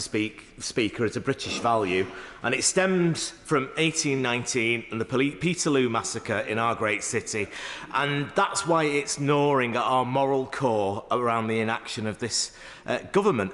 I'll say this to the Minister: powerlessness corrupts. Absolute powerlessness corrupts absolutely, and government is being sclerotic in this case if it's not part of the wider malaise. But in the spirit that the Minister also knows that I think is honourable, can he tell us what discussions he's been having with either the Mayor of Greater Manchester, the Leader of Manchester City Council or Greater Manchester Police to reassure the people in our great city that action will be taken? Well, the Honourable Gentleman is a Manchester MP, and I absolutely respect the force of his passion in this issue. And as with the member for the Rondo, there's nothing more deadly than when a member of the opposition is kind about the gentleman at the dispatch box, so I'm aware of the danger of that. I would correct him on the issue the rule of law and due process. It goes back in this country way before Peterloo, and one would think of it as something, the codification or formalisation of legal changes in the 17th century. He brilliantly misquotes, if not earlier, he brilliantly misquotes Lord Acton. Let me say in relation to the Greater Manchester Police that this is a matter for the Home Office, but I can be absolutely certain, as he can, that they will be following this debate with considerable interest. Kate Green. A few moments ago, the Minister characterised the Consul-General's comment that it was his duty to commit an act of violence as absurd. With the greatest respect to the Minister, whom I like very much, I think it was sinister and menacing. It's not just that this House cares about seeing the Consul-General and others involved in this incident face immediate, what he calls diplomatic consequences. Hong Kong nationals now obtaining refuge in my constituency also need the reassurance that the government takes their security seriously. As long as these people remain in Manchester, in this country, they do not have that reassurance. Minister. Well, again, I thank the Honourable Lady. I don't, if I may say so, think that she's right about the position that I've taken. We have been perfectly clear about the concern felt across interested bodies and parties and groups in the UK, and in particular Hong Kong residents here and people who have come from Hong Kong, and that is why I ended my statement with a very specific message to them to say of support to them. And I've also outlined to this House the measures that we've put in place, and the other departments focus on those people. It is true that they too would expect to live under the rule of law of our police, and I think the Greater Manchester Police in general do a sterling job, and I'm sure any Manchester MP would say that, of protecting the well-being of the people of Manchester, and I'm sure they will continue to extend that privilege and that courtesy and that protection to Hong Kong residents as well. Thank you, Mr. Speaker. I wasn't going to intervene in this till I was listening to the responses of the Minister. There can be no question here of the failure of the Manchester Police. No one would have expected a bunch of thugs to come running out of an embassy and beat people up on the streets of Britain. Does the Minister think for a minute just about how this appears, and his answering today makes our country look? We look supine and weak. The evidence is absolutely clear, and he should be stating that today and making it clear that the government will act, and will act swiftly. And I get no urgency from the Minister today. Minister. Well, of course, I'm afraid that's hopelessly untrue. We take this extremely seriously. We're acting on it. We've had 2 UKs on the matter. We've got different departments engaged and involved. I can confirm, I've since had it confirmed to me that officials have been in touch with the Greater Manchester Police, and they will remain so. Of course, I mean no criticism of anyone in that fine, august body of police men and women, but we absolutely continue to look to them to maintain the kind of standards of policing that they always have done in that city. Mr. Speaker, it strikes me that there isn't any dubiety in this House at all about the appalling scenes that we have all witnessed. And as a signatory of the Sino-British Joint Declaration, the UK has got a diplomatic but also a moral responsibility to the people of Hong Kong, especially the large numbers who came to the UK under the new visa scheme. So does he not accept that there is a need for clear action to make sure that Hong Kong people and Uyghurs and Tibetans feel safe and feel valued here? Well, of course I do, and the Honourable Lady may recall that on Tuesday I announced that the British National Overseas Channel had been extended to include adult relatives of those who are already entitled to its benefits. So and I've also outlined to the House not just our very warm and enthusiastic embrace of the people of Hong Kong through that channel, but also the measures and the departments responsible for protecting those people in this country. And again, I send a very strong message to Hong Kongers in this country that we massively respect and warmly embrace you, and of course we will continue to protect and look to your safety. Jim Shapps. Thank you, Mr. Speaker, and it's been quite difficult to to listen to the answers, and I say that with great respect to the Minister, because we don't really feel that maybe the issue has been taken strongly enough. The Minister will be aware that this latest travesty is simply one on a long list of despicable attacks on innocent people taking place, arguably at the hands of those in power in China. Will the Minister make a determination to meet with the Ambassador to highlight that the behaviour of taking someone from British soil onto the Chinese consulate to abuse them physically and violently within the consulate is disgraceful, will not be tolerated, and that those involved, including the Ambassador, will be sent home immediately? Solves the problem. Minister. I'm an enormous fan and admirer of the honourable gentleman, but we have covered this question quite closely on several occasions in this urgent question, and we will take the measures that I have outlined. They are a clear extension of the work we are doing already, both in this country and in Beijing, and we will await the factual determination on the evidence, and then we will take action if that is required. That completes that urgent question. We now come to the statement. I call Minister Caroline Johnson. Thank you. With permission, Mr. Speaker, I would like to make a statement on the review into East Kent maternity services. Few things could be as tragic as the death of a child, yet knowing that that death was wholly avoidable comes with its own unimaginable pain. It is thanks to the tireless efforts of families in East Kent, their courage and their determination, that we have been able to shine a light on maternity failings in East Kent Hospital's University Trust. Dr. Bill Kirkup's report, published yesterday, has some stark and upsetting findings. In examining over 200 births in the Trust between 2009 and 2020, he found that, had care been given at nationally recognised standards, 45 babies might not have lost their lives. And many more families may not have experienced such distress at what should have been their time of joy. He also found a toxic culture within the Trust, with a disturbing lack of kindness and compassion, and victims' families even blamed for their devastating losses. Before I say more, Mr. Speaker, I want to say this. I'm profoundly sorry to all the families affected. This should never have happened, and we will work tirelessly to put it right. Mr. Speaker, with the report published just yesterday, I'm sure honourable members will understand our need to carefully consider all of its details. I will be reviewing all of the recommendations and will issue a full response once I've had time to consider them. But given the gravity of what the report reveals, I felt it was important to come to the House today and update colleagues on the steps we're already taking to improve maternity services in East Kent and across the country. Turning to the report itself, it is a litany of failure that makes for very difficult reading. It details failures of team working, failures of professionalism, failures of compassion, failures to listen, failures after safety incidents, and, ultimately, a failure of leadership. The review heard about women and family members feeling patronised, ignored or told off.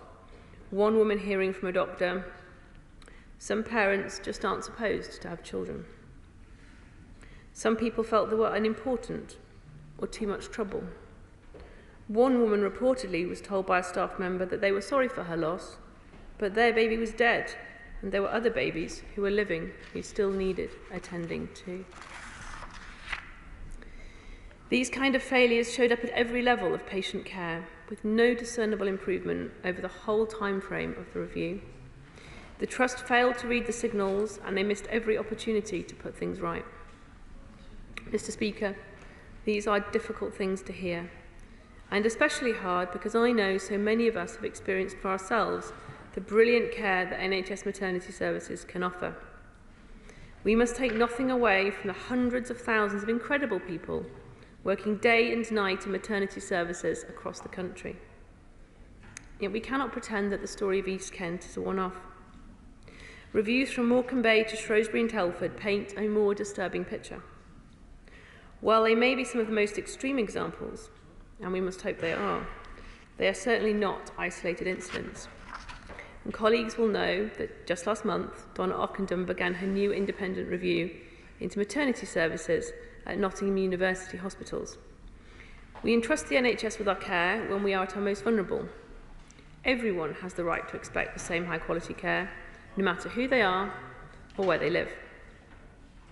Mr. Speaker, we are already taking a number of steps to improve the quality of maternity care in East Kent and across the country. An intensive programme of maternity support was put in place at East Kent's Hospitals University Trust in September 2019, overseen by NHS England, the Kent and Medway Integrated Care System and the Trust Board. And the Trust has been allocated a maternity improvement advisor and an obstetric improvement advisor. Mr. Speaker, we will also continue to ensure the high standards at national level. I'm grateful to Dr. Kirkup for the extensive recommendations in his report, but it is vital they are not viewed in isolation.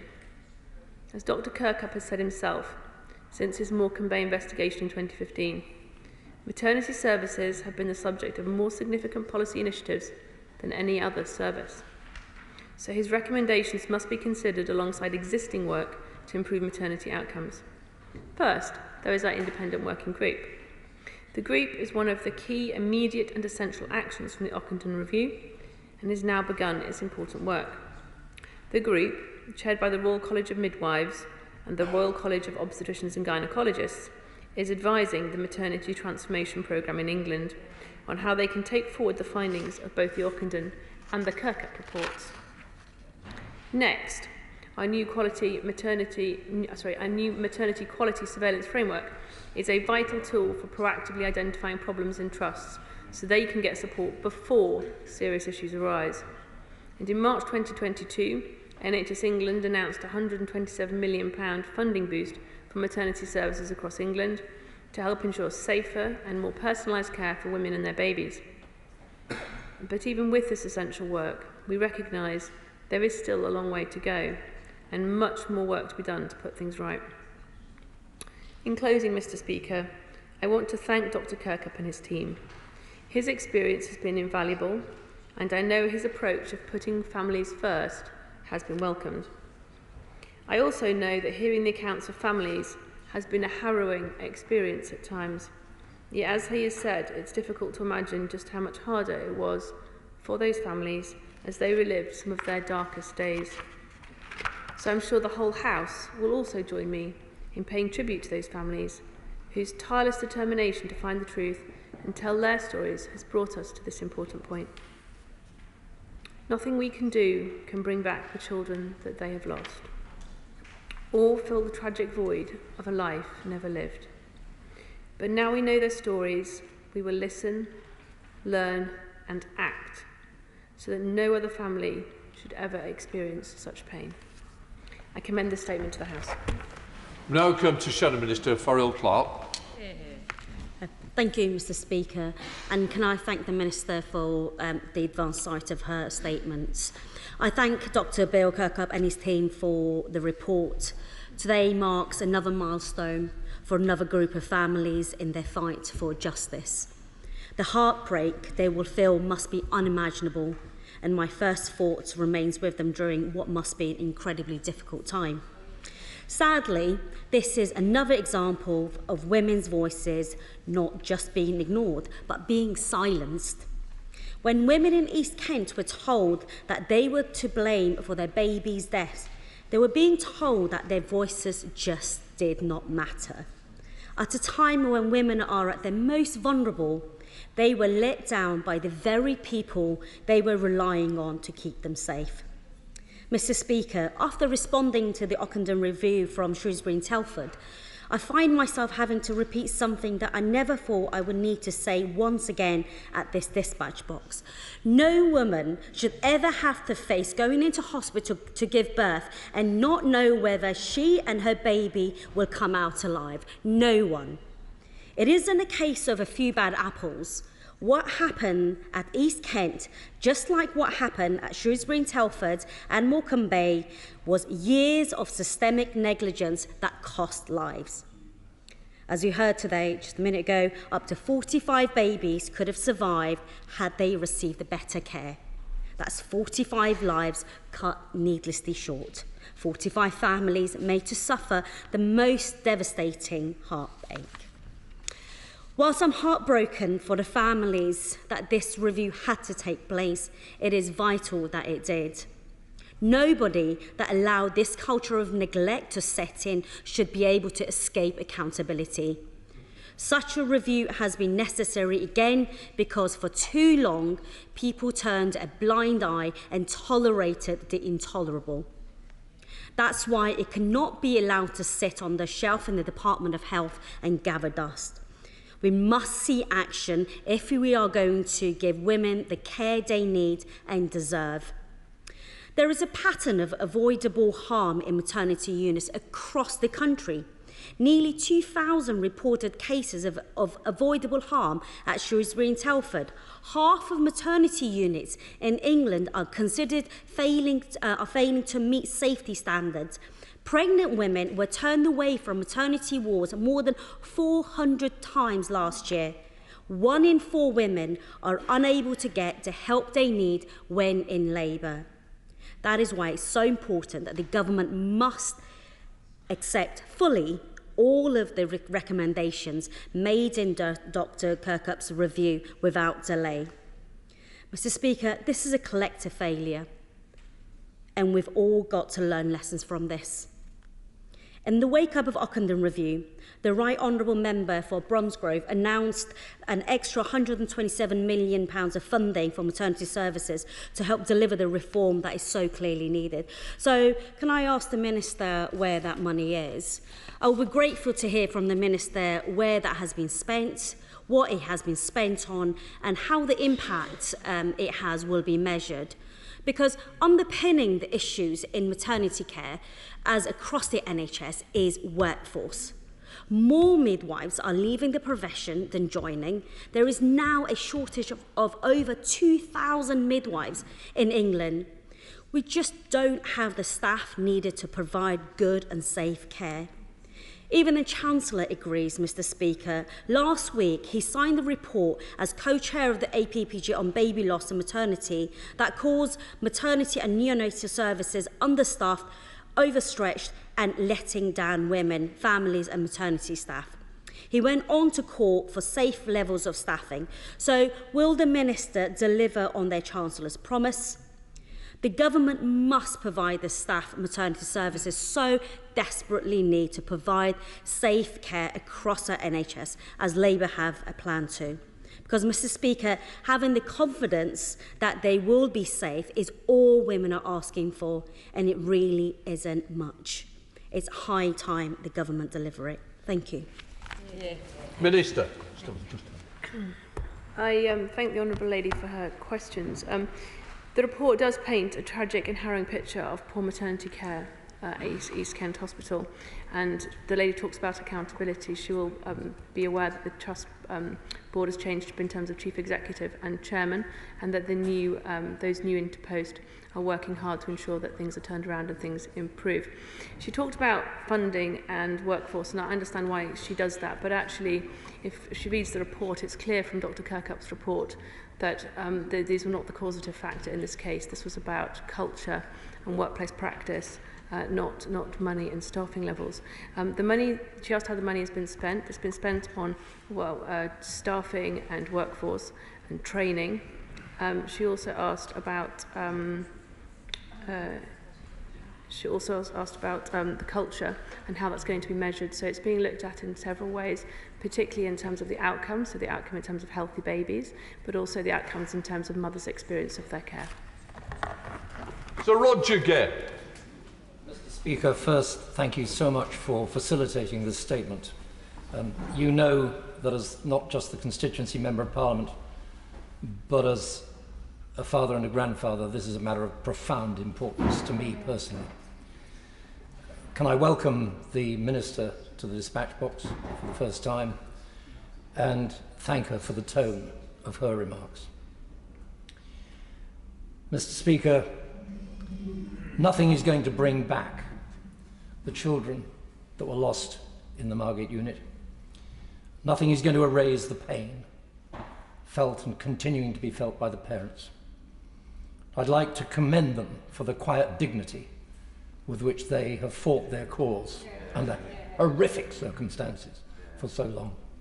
And I'd also like, if I may, craving your indulgence, to thank Bill Kirkup and his team for the sensitivity with which they have handled this and listened to the harrowing stories from so very many people, stories that should never have had to have been told.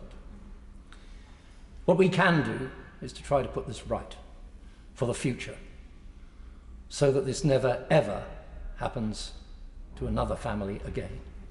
It will come at a cost, and with the Treasury Minister on the bench, I have to say that there is £33 million worth of investment that is now needed immediately in the maternity unit at Margate.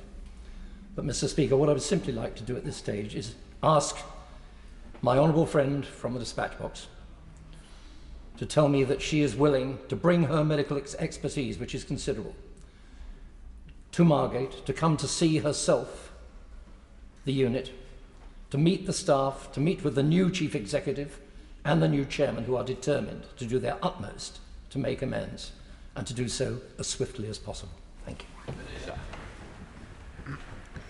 I thank my right honourable friend for his comments, and I note that he has been a doughty campaigner on this issue, and I know how much this matters to him personally as well as a Member of Parliament. I would of course be happy to come to Margate to meet with the staff as he describes. Rosie Duffield. Thank you, Mr. Speaker. I'd like to thank the Minister for her statement, and Dr Kirkup and his team and the families and staff who took part in the inquiry. It's clear that there's been an utterly toxic and dysfunctional culture within maternity services at East Kent Hospitals Trust, and it's shocking and disturbing and made so much worse by the revelation that the Trust tried to cover these cases up. Mothers were treated appallingly and babies died. I cannot comprehend what they have had to endure, and I am so angry on their behalf. How can the Minister assure my constituents that action leading to immediate change will not involve any of the staff and managers involved directly in these cases, given that former staff and a governor have said that they publicly cannot recommend the service? How can MPs in East Kent tell our constituents that our maternity services are now safe? Minister. I thank the Right Honourable Lady for her question, and I know that this is a matter on which she has been campaigning furiously on behalf of her constituents. I share her anger and her shock when I read the report at some of the cases and some of the ways in which patients have been spoken to during the time at their hospital. It's truly unforgivable. In terms of the question of safety, that was my first question when I read the report, is are we sure that the patients going in today to have their babies are safe to do so? So I met with Anne Eden, who's the Regional Director of NHSE, yesterday to talk to her about the safety. I have been reassured both in terms of quality and outcomes. In terms of outcomes, I've been reassured that the looking at crude data, which I appreciate is not published yet, the number of stillbirths and neonatal deaths over the last year or so have fallen substantially. And in terms of quality, they're doing a review. Obviously, each woman is contacted 6 weeks after her delivery to ask about her experiences, and where experiences have not been as they should be, although they are in almost all cases, where they've not been as they should be, that's been further investigated in each case. Damien Green. This report is a terrible read, particularly, obviously, for bereaved parents who have gone through untold anguish, including some at the William Harvey Hospital in my constituency. And what makes me particularly angry is that this was going on for more than a decade under several different management regimes at the Trust. So can the Minister give some reassurance to women in Ashford who are about to have a baby at the William Harvey that they will be treated safely and respectfully? And can she assure the House, looking further afield, that the terrible repeated examples of similar tragedies and scandals around the NHS are now at an end? I thank my right honourable friend for his question, and I know that he also shares the House's desire to ensure that such events do not reoccur and to ensure that his constituents are safe. He asked about the failures over time, and in fact there were signs as early as 2010 that there were problems being raised with this trust, and the failure is not so much as the need to find those problems, but actually that they weren't properly dealt with when they were found. I have received assurances yesterday from the Regional Director of NHS England that in the way I described a few moments ago, and I will be meeting with her regularly to have updates to ensure that this process is not just put in place but also followed through. Clive Efford. Mr. Speaker, the stories of the families are really harrowing to read, and I hear what the Minister says, that staff shortages can't be used to excuse the poor practice that has taken place. But nonetheless, it is disturbing that the NHS England has abandoned its safety targets under the midwifery continuity and care model. And I wonder if the Minister could say, when we have more midwives leaving the profession than coming into it, as a matter of urgency, in order to avoid these sorts of occurrences in other places, what the government is going to do to turn around that loss of midwives. So thank the honourable gentleman for his question. So NHS England have announced they're investing an additional £127 million into the maternity system in the next year. This money will go towards the maternity workforce and improving neonatal care. There is also, in addition to that, £95 million invested last year to support the establishment of more than 1,200 more midwifery posts and 100 more consultant obstetric posts. Work is already underway as part of the biggest nursing, midwifery and allied healthcare professional recruitment drive in decades. So this will help us to increase the number of midwives in East Kent, but also elsewhere. Helen Wakely. Thank you, Mr. Speaker. Can I thank my honourable friend for her statement, and particularly for the tone in which she makes it. Dr. Kirkup's report is harrowing reading, but nothing compared to the harrowing experiences of the parents whose babies were severely injured at birth, stillborn, or lost in the days after they were born, particularly when so many of those incidents were avoidable. It's a shocking litany of clinical and management mistakes, missed opportunities, failures to take responsibility, and an incomprehensible normalisation of baby death, despite all the efforts to improve safety since the Mid-Staff's scandal. Can I ask my honourable friend, firstly, to put herself in the shoes of an expectant mum, which I know as a mum she will be able to do, as well as from her experience as a clinician, and can she categorically assure me and all the parents-to-be who are soon to have babies in East Kent Trust that the maternity units in these hospitals are safe for them to give birth? And secondly, can I say to her, well, there are worthwhile sections on the actions in the report, and I commend Dr. Kirkpatrick for his report.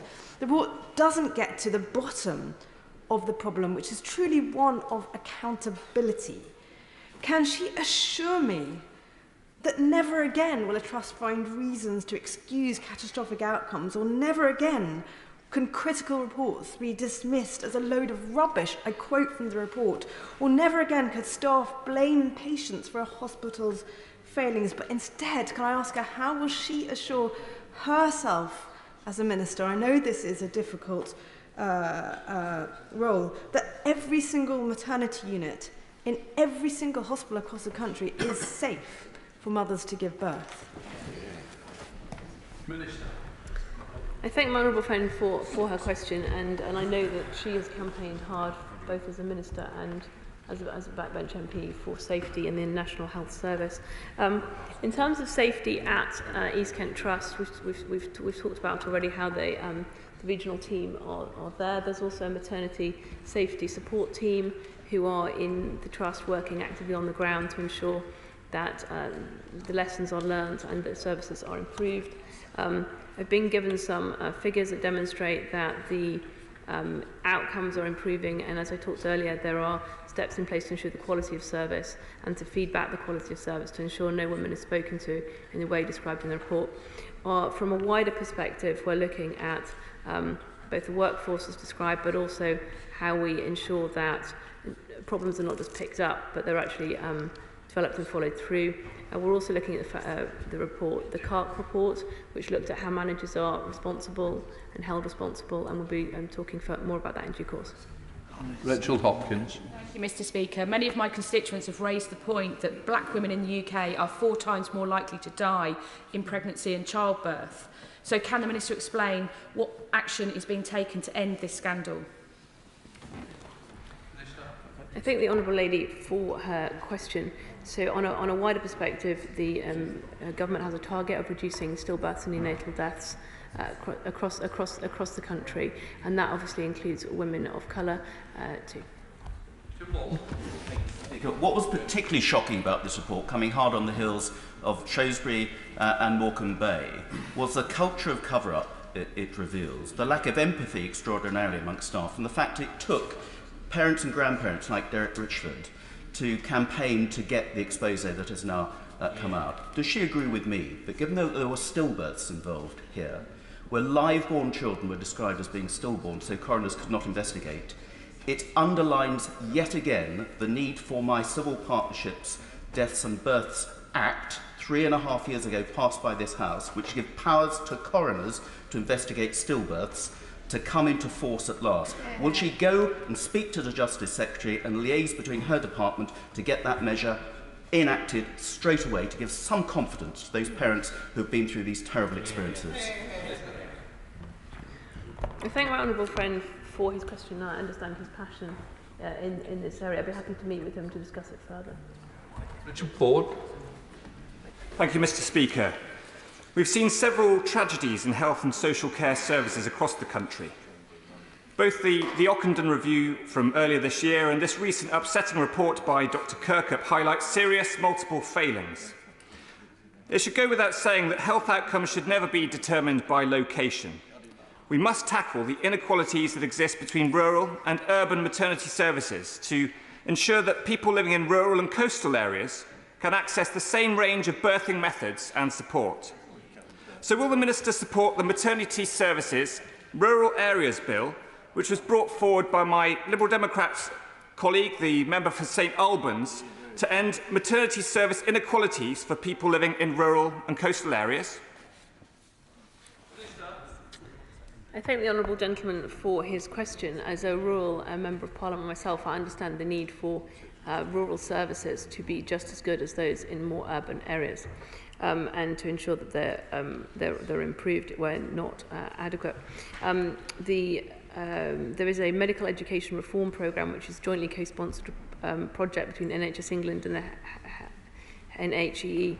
It's expected to direct investment for specialty training more towards area population need to smaller and rural hospitals, and this programme has entered its implementation phase from August 2022.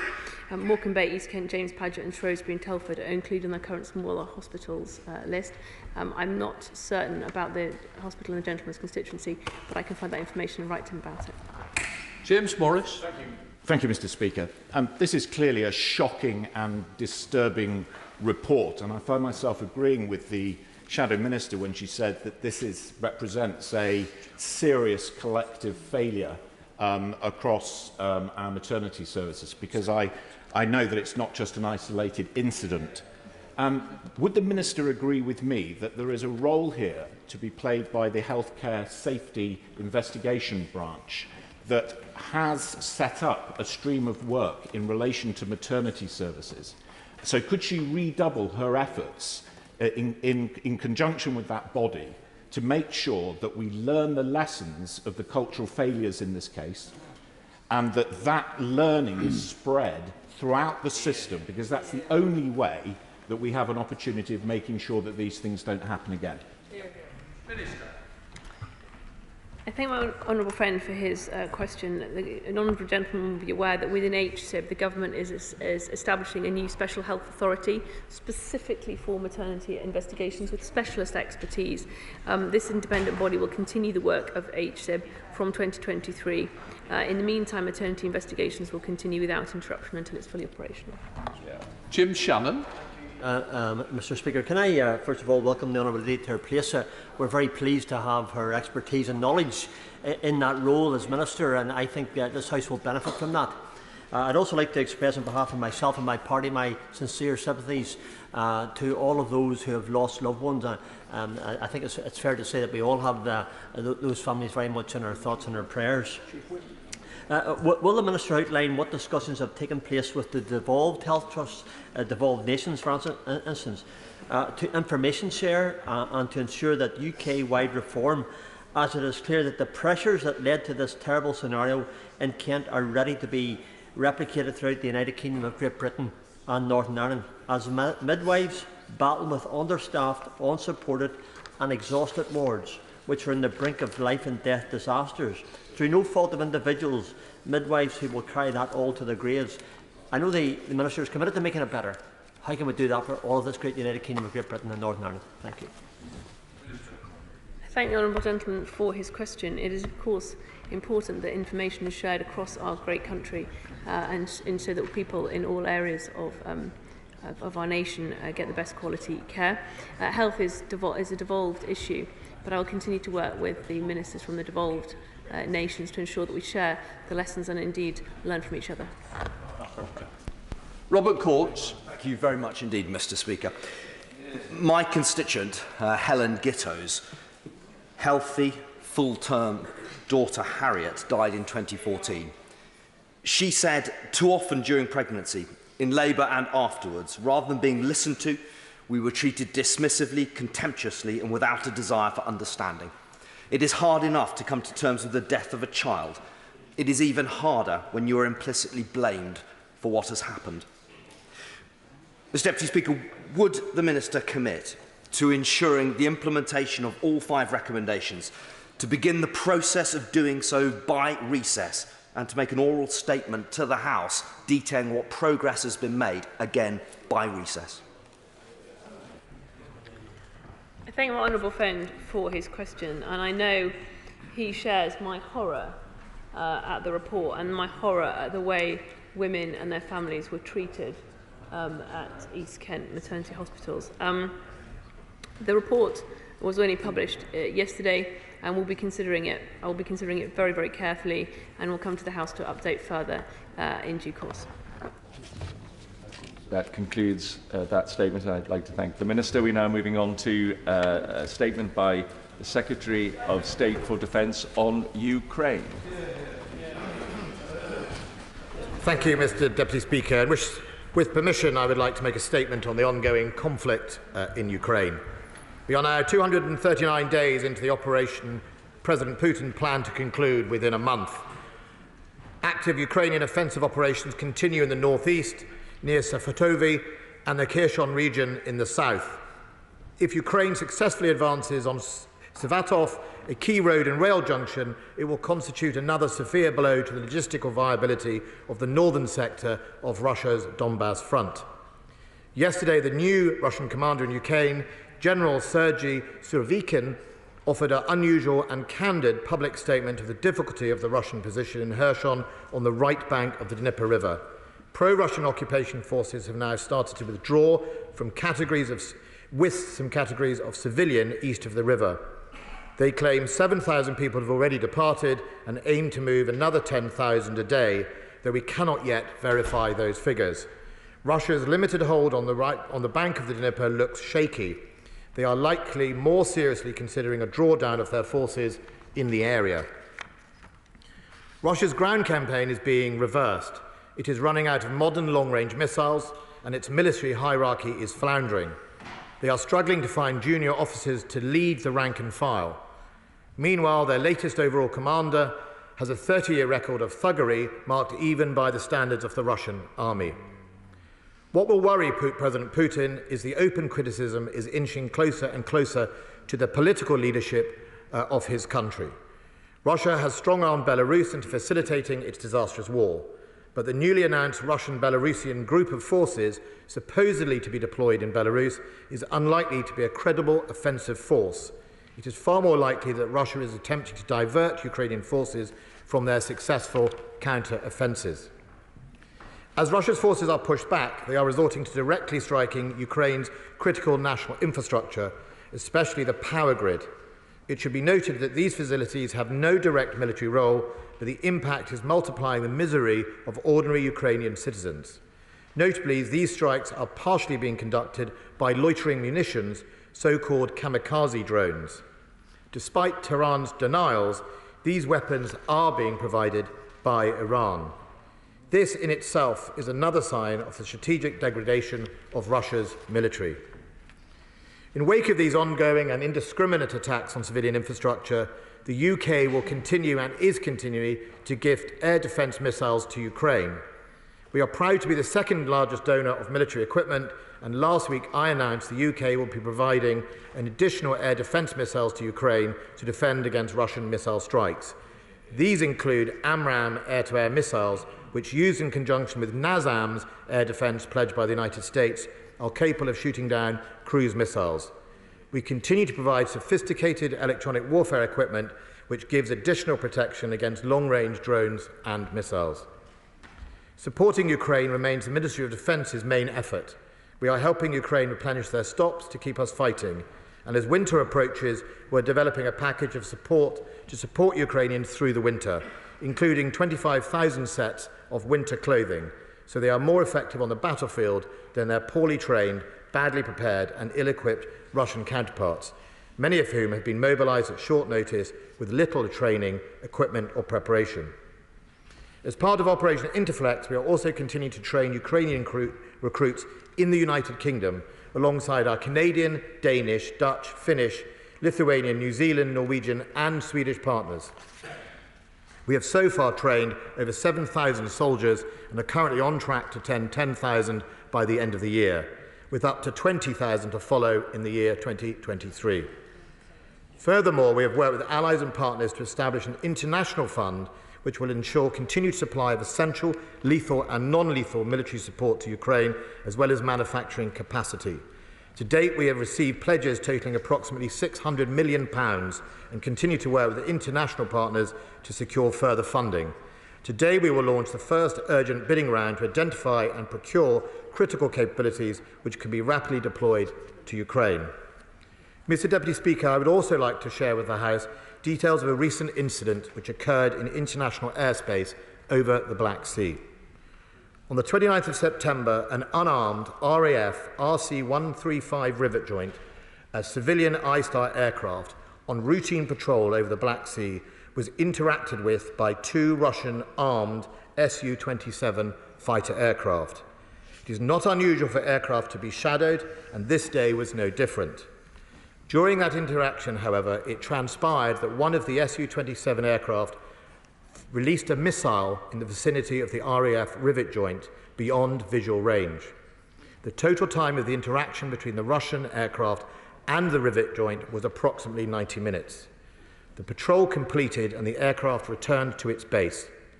In light of this potentially dangerous engagement, I have communicated my concerns directly to my Russian counterpart, Defence Minister Shoigu, and the Chief of Defence Staff in Moscow, and has done so. My colleague, the Chief of Defence Staff, has also communicated his concerns.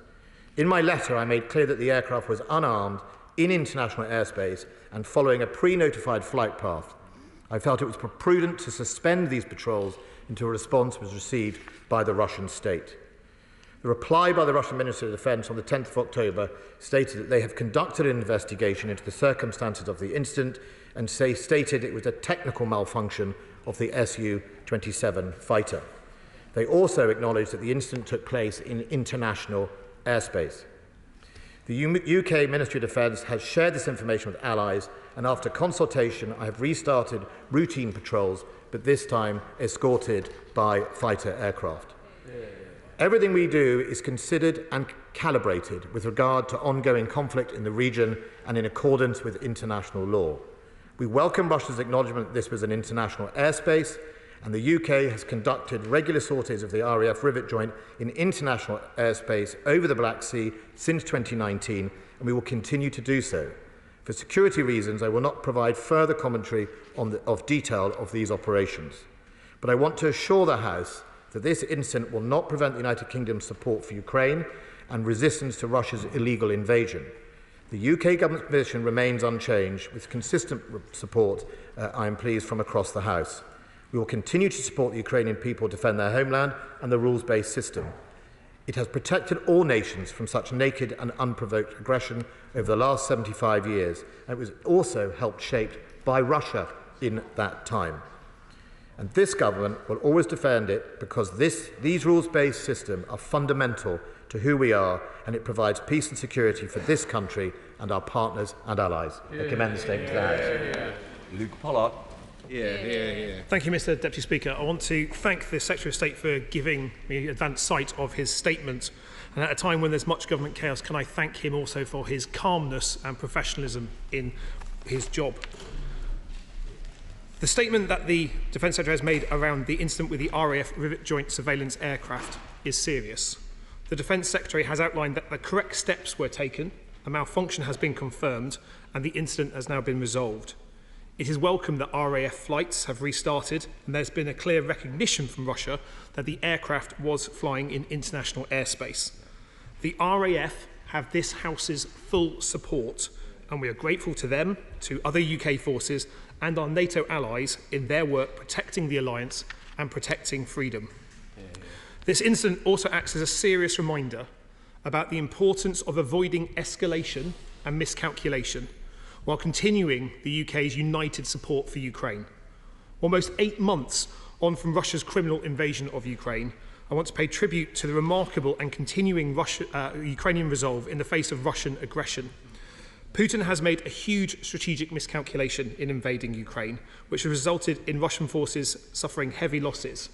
MOD estimates 25,000 Russian dead, tens of thousands injured, tens of thousands more deserted, and more than 4,000 armoured and protected vehicles destroyed. At a time where Ukrainians have shown incredible resilience in defending their homeland, Britain must continue to honour their bravery by remaining unwavering in our support for Ukraine. I'm grateful that the Defence Secretary has set out the UK's continued support under Operation Interflex to train Ukrainian forces, and we thank those UK members of the armed services for their work in doing so. I'd be grateful if the Secretary of State now could confirm when the promised action plan in relation to continuing UK support for Ukraine will be published, outlining the type and quantity of military, economic and diplomatic support which Ukraine will receive. Putin needs to be in no doubt that our resolve will continue, and whether it is his party or my party that's in charge, that will not change. I think it is also welcome, I think it's also time that the Defence Secretary makes a statement on the planned drawback of troops from Estonia and how that decision can be properly scrutinised, and grateful if the Secretary of State could set out whether the replacement NLAW missiles have been ordered, where the orders have been placed, and when our stockpiles will be replenished. There is a concerning increase in Iranian drone activity, and I'd be grateful if the Secretary of State could also further set out what additional support can be taken by the UK and our allies to ensure that these Shahed 136 and the Mohajar 6 drones from Iran can be properly intercepted and defeated to protect Ukrainian infrastructure. Finally, Mr. Deputy Speaker, last night the Chief of the Defence Staff, Admiral Satoni Radakin, threw into doubt the planned rise to 3% of GDP on defence spending, when in a speech he referred to it as a potential increase. I'd be grateful if the Defence Secretary could spell out what is the government's position on defence spending now, and whether that increase is confirmed, or whether it is, as Admiral Satoni Radakin said, only a potential increase. Our support for Ukraine is unwavering on this side of the House, and the Defence Secretary knows that he has Labour's full support in the provision of military aid to our friends in Ukraine. Putin must fail in his aggression, but as we enter an incredibly difficult period of this war, with cold weather drawing in, we must make sure that we're not only supporting our friends who are fighting in Ukraine, but also those civilians who they are fighting on behalf of. So I'd be grateful if the Minister could also set out what support the UK can offer to the civilian infrastructure, in particular protection of energy sources that are so important not only for Ukrainian industry, but for their people as well. Thank you, Mr. Speaker. Secretary of State. I'm grateful to the honourable member for his questions, and to assure the House, I didn't hold the statement so that my counterpart on the front bench wasn't here. I spoke to him at length yesterday, and to also assure the House that while there are some things that cannot be said in public, or indeed even in this House at the highest sensitivity, I continue in engagement with the leaders of the parties at in the most sensitive areas to make sure they are fully apprised throughout this process. Calibration is incredibly important to me. We are dealing with a president and indeed a Russian forces who, as we've seen from the Rivet Joint incident, are not beyond making the wrong calculation or indeed deciding that the rules don't apply to them. And that is why, for those constituents of ours who will be fearful that this support could lead somewhere, I ask them to have faith in us and indeed all of us in this chamber, Mr. Speaker, that we do work this very detailed response to try and make sure we walk that sometimes tightrope, but make sure it is in the right place to do it. On the issue of the Rivet Joint, as I've said earlier, we make sure it is pre-declared. The flight path is not a surprise. That way we make sure it is no surprise to the Russians. It is logged in the normal manner, and indeed I informed the Russians that they would be escorted as well, so there were no surprises to do that. On the subject of the action plan, I think the Honourable Member is including also the broader government action plan, including foreign aid and support. First of all, I would concur with him that the foreign aid package and helping their economy survive and stand on its feet and go from strength to strength is as important as effective the military response. I will press my colleagues in the other departments to make sure we get him those details of the actual time and date. But it is a fundamental plank for Ukraine to make sure we do that. Part of the things I discussed when I was in the United States was in that area there. On the issue of Estonia, the second battle group, which was deployed, if you will remember, Mr. Deputy Speaker, after the invasion, a number of countries deployed what we call enhanced forward presence groups around Europe, in Bulgaria, in Romania. There was some talk about Hungary, but that didn't materialise. And obviously in Lithuania, Germany stepped up, and so did we in Estonia. The second battle group was always going to come back. It was the second battle group. Our fixed position, effectively, in Estonia is a battle group which we vary in size and capability. So in order to recognise the changed threat, we have put in, or we will remain there, GMLRS, our longer range deep fires, and indeed our air defence capabilities, which are not always in accompaniment with that battle group. So we have effectively beefed up the existing battle group, but we need to return the next battle group back. It has extended another 6 months, and I want to thank the men and women of the armed forces who extended out there. That will come back. We shouldn't also forget we have a squadron of tanks in Poland, we have more forces, we have a company, sort of small battle group in Bulgaria, part of a US strike brigade, and indeed we are now exploring some more Royal Engineers in Poland to assist with training Ukrainians and things like combat engineers. So that is why it came back. I engaged with my Estonian counterparts. I met them last week, and I met them the week before in Poland, to talk them through this. They were given prior notification.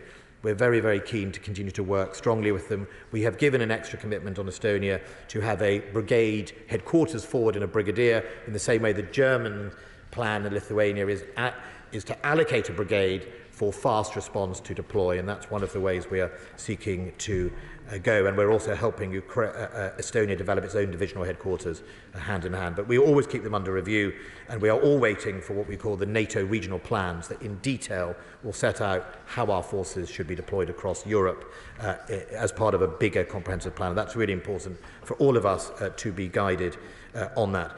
On the Iranian drones, the Ukrainians are having success shooting a number of them down. It is the sheer scale. Members will not have missed the similarity between the V1 rockets and the use of this.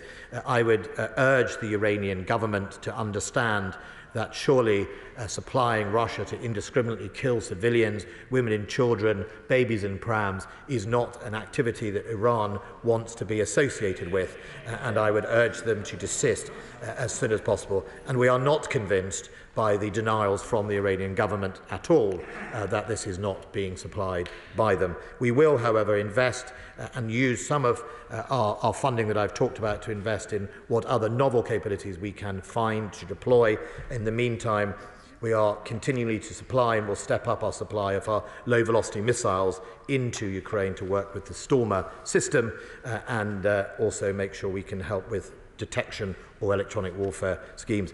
Obviously, the Ukrainian conflict has flushed out technologies that we all need in counter-drone. Members of this House will remember the Gatwick Airport scenario. It is everyone came up with magic solutions. I think my memory said when we actually tested them, nearly none of them did what they said at the tin, on the side of the tin at the time. But we are rapidly helping, and the best of innovation is being used to help the Ukrainians. On the 3% of GDP, number 10 was very clear when I was in Washington that the 3% commitment stood in 2030. I'd be very interested if the Labour Party will match that in 2030. I think it's an important commitment. If they are getting ready for government, as they seem to think they are, Mr Deputy Speaker, I think those are the questions that they will need to answer the British public and the British Armed Forces as they lay out their timetable and their plan. They'll have 2 years to do it, Mr. Speaker, Deputy Speaker. They'll have at least 2 years to do it, so I'm not too worried at all. But I said no. That's when the election, I'm guessing, would be. But that is definitely above my pay grade. Mr. Deputy Speaker, on the other issues around how we get them through the winter, we are all working both internationally to see what they can do. The European Union has announced a fund as well, and we'll make sure that we do what we can to help them on critical national infrastructure and energy. Thank you. Chair of the Foreign Affairs Select Committee, Alicia Cairns. Can I thank my right honourable friend for his calmness and his consistency in his support for our friends in Ukraine. Our leadership on defence spending matters, and it is important we meet defence spending of 2.5% by 2026. Because between now and 2050, it is spending and investing on tech and AI and quantum and new technologies that will allow us to best protect ourselves from hostile states. But I am concerned about this escalation over the Black Sea, and I know he has a close relationship with his Turkish counterpart. So could he please give us an insight into how he's working with our allies in Turkey and Romania to protect air policing? I'm grateful to my friend. One of the allies I discussed this with was Turkey at the time of it happening. I have a very good and close relationship with the Turkish government. I'll be visiting Turkey next week. They are aware, and as ever, Turkey offered as much assistance as they wished, as we wished, in this process. Look, we don't consider this a deliberate escalation by the Russian. Our analysis would concur it was a malfunction. However, it is a reminder of quite how dangerous things can be when you choose to use your fighters in the manner that the Russians have done over many periods of time. While this was obviously the release of a weapon, we have seen very, very close flying next to US, UK, NATO assets over the last few years. In one event I was aware of, a Russian fighter went within 15 feet of a NATO aircraft. That is reckless, unnecessary, and puts at risk many people's lives. And I am not also naive. What we saw over the Black Sea, we are incredibly lucky that it didn't become worse. And I'm not trying to trivialise it at all, but we don't consider it a deliberate escalation by the Russian state. Brendan O'Hara. Thank you, Mr Deputy Speaker. And I too would like to thank the Secretary of State for advance sight of this statement. And I know my right honourable friend, the member for Ross Stein-Lacaber, appreciates the collegiate way which both he and his staff have acted throughout this crisis. Understandably, much of this attention of this statement will be focused on the incident involving the RAF's surveillance aircraft and the Russian Su-27 fighter, which took place, as we said, in international airspace on a pre-notified flight over the Black Sea last week. And I wish to commend the Secretary of State and the Ministry of Defence for their calm and measured response to a situation which could easily and very quickly have escalated into something far, far more serious. Of course, the situation in Ukraine is serious enough, with Putin now having annexed and declared martial law in the 4 newly annexed territories, giving him a level of control over industry which could possibly now be turned and repurposed into supporting his illegal war effort. And as the Secretary of State has said in recent days, we've seen more Russian war crimes in the targeting of Ukraine's civilians and civilian infrastructure with missiles, rockets and Iranian-made drones, which makes, I believe, Iran directly complicit in war crimes. When will the government follow the example of our US allies and our EU partners in actively pursuing and sanctioning those Iranian companies involved in making those drones, as well as the individuals involved and behind those companies? And could he maybe tell us what has been done, if anything, to try and cut off the supply of international components to Iran, which goes into making those components? And finally, echoing what was said from the Labour front bench, as winter approaches and we continue to support militarily. What thought has been given to protecting the civilian population, particularly in terms of, is there scope to send more generators or specialist electricity equipment to help keep the lights on and to keep the heating on for the Ukraine civilians this winter? I'm grateful to the honourable member. His last point is incredibly important. We already had quite significant work from the Department of Health in this conflict about getting medical supplies, but I think he prompts me to see what we can do in a more international coordinated manner for exactly that. Now, I am aware of it, but I would potentially write to him with the full detail. But he is right. This is going to be a tough winter, and I think we need to make sure. I'd like to join him on the calmness of the RAF. They have, incredibly professional men and women doing an incredible job, not only here. Some of those same aircraft and the P-8s from Lossiemouth go out and protect us in the north, the very high north, from aggression and Russian activity, and also obviously in Scotland it is often where Russia does enter our airspace with its long-range bombers and patrols, a habit they didn't give up after the Cold War and still continue to do so. And I think here is the difference. Here we were in international airspace, and I think that is something to remark. But we try, even though, and keep a professional manner with the Russian. It is important that we maintain that professional link with the Russian Ministry of Defence and recognise that we can have those important engagements in times like this. Sir John Whittingdale. Thank you, Mr. Deputy Speaker.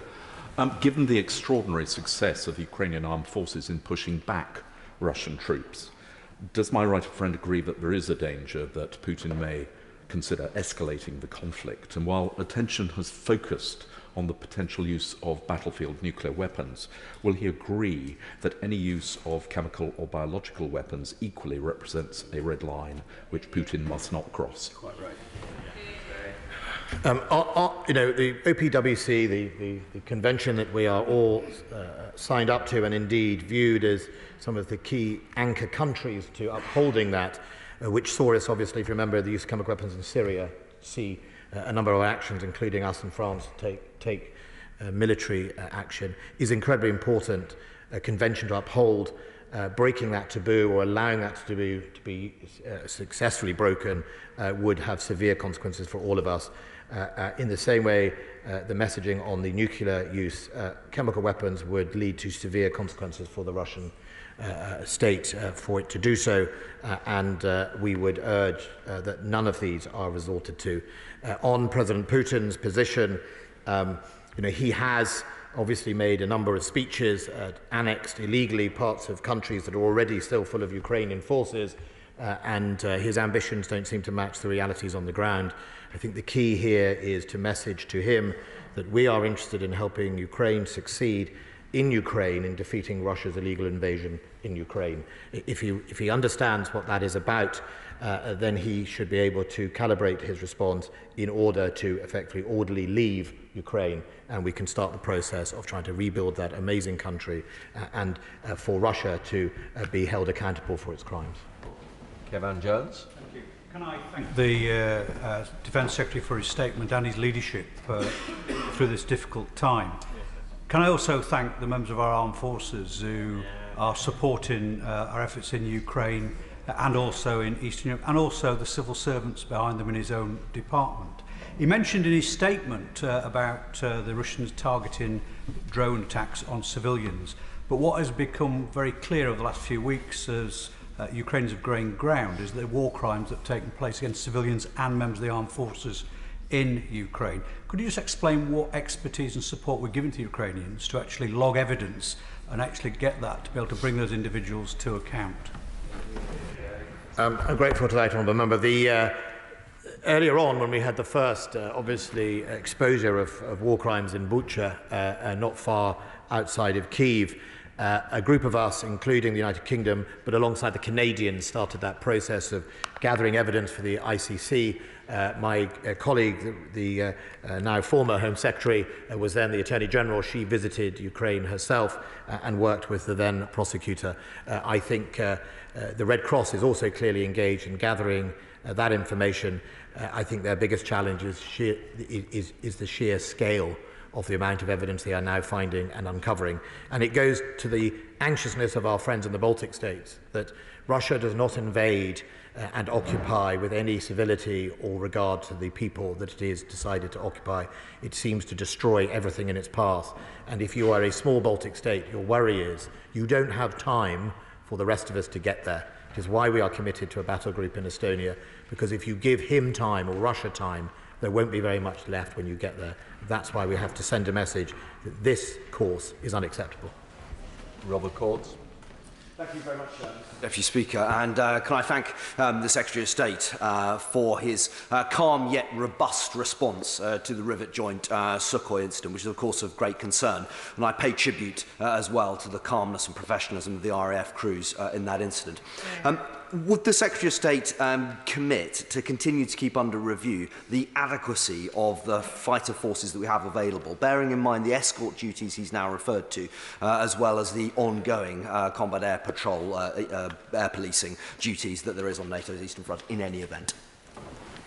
Yes, look, making sure we have more availability and more of fighter aircraft capability in this country has been one of my priorities on the first day, almost the first day in taking over the job.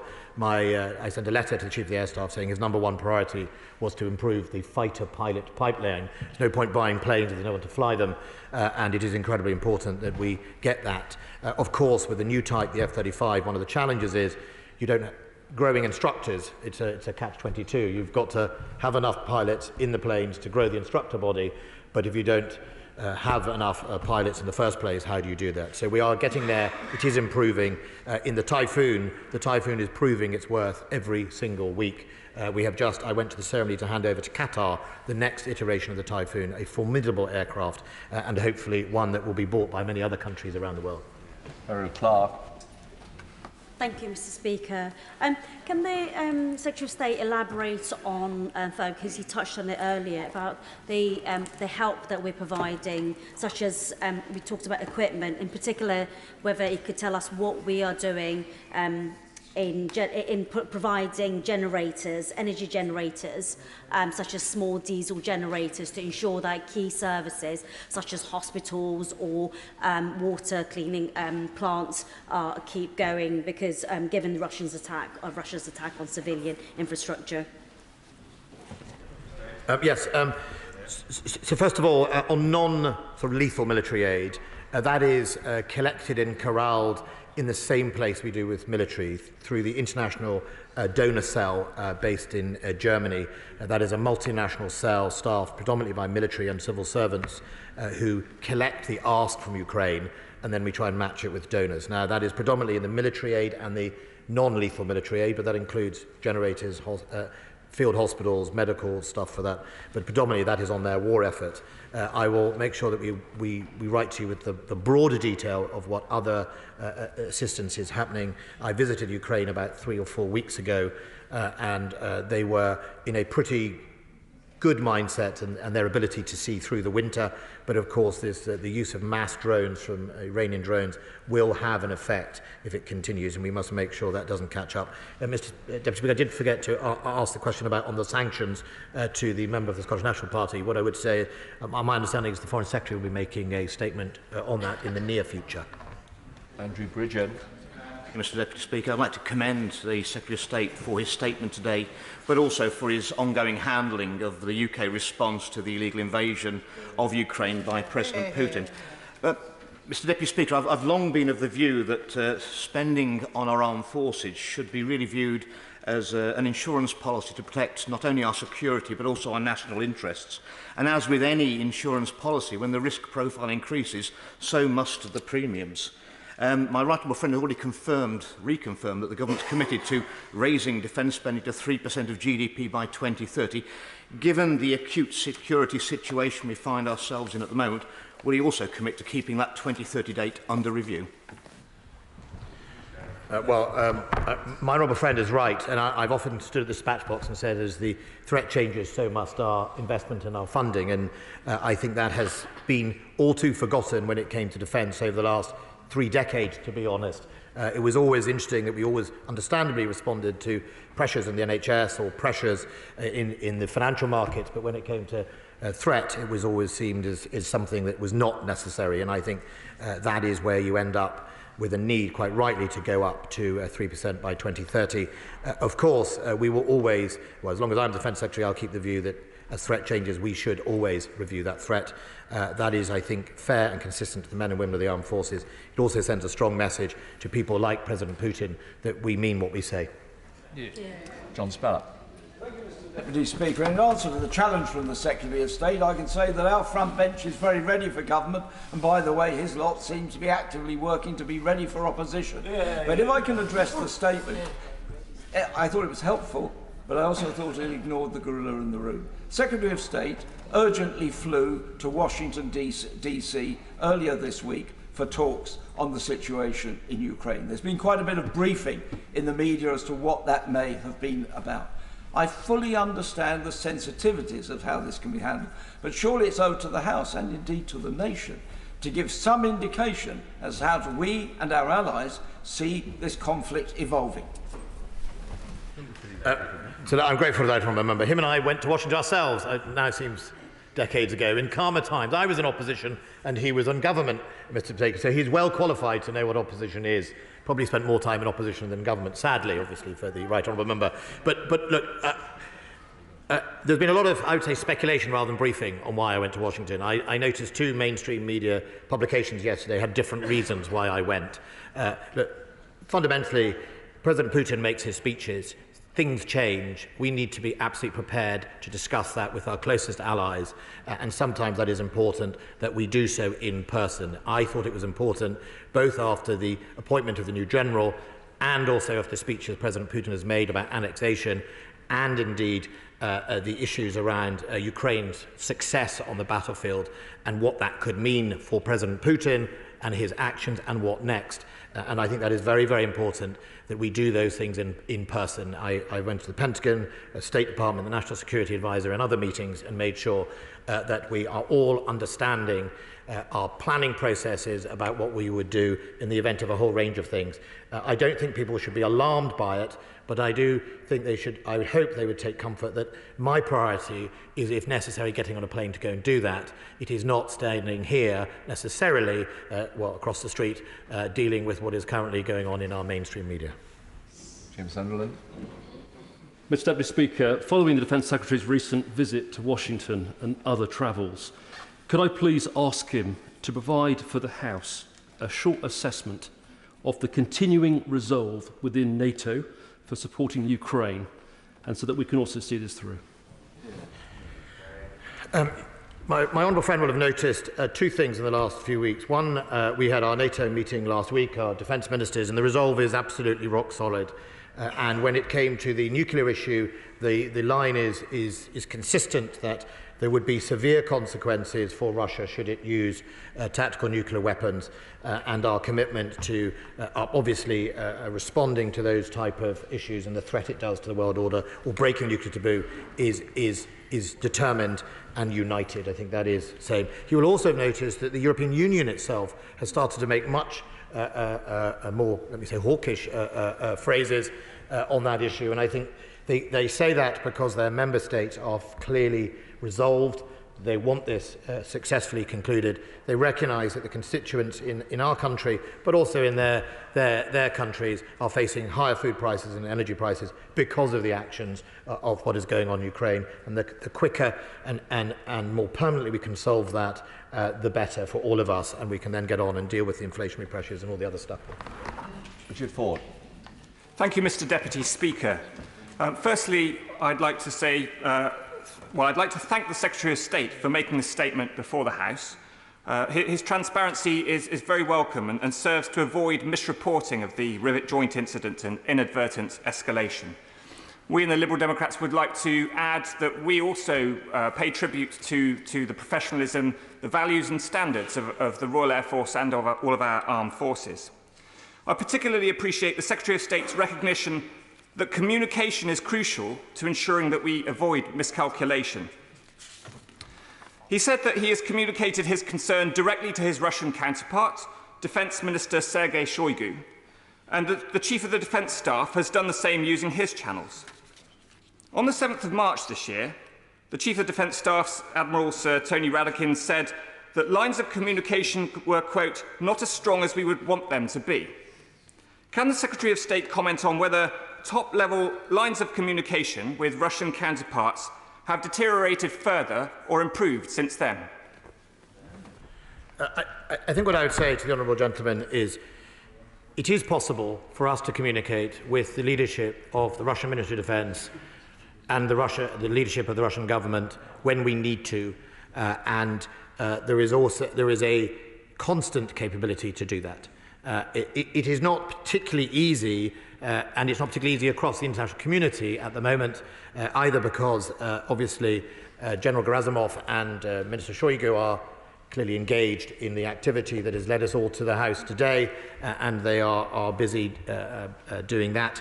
But it is possible, and I would assure the House that if it did become impossible, I would seek other ways of making sure. I also have close allies and partners who can make calls as well, if necessary, and we utilise all of them where needed. Thank you very much, Mr. Deputy Speaker. Given all that is happening in Russia and Ukraine and elsewhere in the world, does the Defence Secretary agree that it is right that the Prime Minister has brought forward a commitment to a 2.5% defence expenditure by 2026, because we cannot wait until 2030 to realise or to deal with the greater threats that we deal with now, that we face now? I think, first of all, foremost, 2030 is the key point, because to get to 3%, you pass through all those percentages that he has talked about. And the reality is we need to make sure that the rise to 3% is done sustainably. You can't just give me a blob of money in 2029 and expect the government to buy a warship in 5 weeks and everything else. It has to be a proper, graduated response. I will make sure that that response includes 2.5% of GDP en route to 3%. I think it is also important to remind the House we are also part of NATO. NATO helps us achieve global, or certainly within North Atlantic, mass and our ability to deploy very large numbers of troops if necessary, and still, on paper, NATO far outnumbers Russian forces. After this event, where Russia has degraded nearly all its land armed forces significantly, you'll find that the ratio is even more imbalanced in favour of NATO. Harry Sherman. Mr Deputy Speaker, can I say to the Secretary of State that it gives me great confidence this morning that we have a competent and trusted Secretary of State and a competent and trusted Shadow Secretary of State having an intelligent conversation about this and a question and answer session, and what our constituents expect to happen in this Parliament rather than recent events. But can I say to him, push him a little bit, he knows I've campaigned for a very long time for the credibility of our armed forces has to be around how many men and women we have. I campaigned for 100,000 minimum many years ago, and still I haven't got an answer whether the 72,000 aim in the most recent Conservative Party manifesto policy is still working. I'm supporting the 3% target for expenditure. And one last thing, please, more aid to the civilian population in these places that are being bombarded by the Russian Air Force. I'm grateful to the right honourable gentleman, and absolutely right. If at the end of this we don't help Ukraine rebuild itself, it will all have been for nothing. It is really important that alongside the military response, we help that economy get on its feet. It has the means to, it has the agricultural produce, etc., and I think it's really important, as he says, that not only is the military and the values the difference between Ukraine and Russia, it is also about the economic levels and the lack of the poverty and all that other issue that's so important. Look, on the credibility of our armed forces, we have to make sure that whatever size our armed forces are, they are properly protected, they are perfectly formed, at the very forefront of capabilities, and able to interoperate with and integrate with our biggest allies. That is as important as the size of our armed forces. Russia went for size, And if you look, it can't talk to each other, it can't defend itself. And for all the boasts about how many BMPs and T-72s it's got, they all ended up dead or broken on the roads to Kyiv. So it's a really important balance that we get. But like him, I believe that you also need to invest in your armed forces to deliver that, but have armed forces of scale to make sure you are able to be present around the world to deter your enemy, so you can make choices around who is in the Baltics and in Poland and in the Pacific and in Africa, where violent counter-extremism is getting bigger and bigger and a threat to the stability of Africa as well. So I agree with him. I'm having a meeting, I think, with the Treasury this afternoon. If you'd like to come with me, I'd be delighted to take him with me. The honourable member, for many years, we've been in the same house together. He is a formidable individual at delivering not only what he wishes to achieve, but also I remember him being formidable to his own front bench at certain times when they needed to hear the right messages. So he would be very welcome. If I could squeeze you into the Treasury meeting, I would. Richard Holden. Thank you very much, Mr Deputy Speaker, and I'd like to thank the Secretary of State for his statement and echo the comments of the whole House, including the Honourable Member for North Durham, my neighbour, in praising him for his leadership during these issues we've been facing in Ukraine over the last few years. Obviously, in addition to the supply of lethal and non-lethal weaponry and supplies, one of the big things the UK has been doing is help train Ukrainian forces. Could my right honourable friend confirm just how many Ukrainian troops have been trained so far in the UK's training programmes, and also how many we're planning to train in the coming year? Yes, 7,000 we've trained so far. We'll be on target to complete 10,000 and then another 20,000 plus the next year. It often depends on whether the Ukrainians will able to give us the training pipeline. Some of these people will be coming off the front lines to do that. It's always a challenge, but we're in the right position. We're well supported by the international community. It's making a difference. We are now looking at what else we can do in more larger units, helping them train at company and battalion level, but that would probably happen within Europe. Louis Ben. Thank you very much indeed, Mr Deputy Speaker. In describing Russia's increased targeting of Ukraine's energy infrastructure, which has led, as we've learnt this morning, to restrictions on power supply, the Secretary of State referred to the sheer quantity of cruise missiles and drones that are being used in those attacks. Is it now a question of just increasing the kind of equipment and capability that he has announced to the House today to enable Ukraine better to resist those attacks, or are there other capabilities, and he made reference to some, which could be supplied or which Ukraine has requested?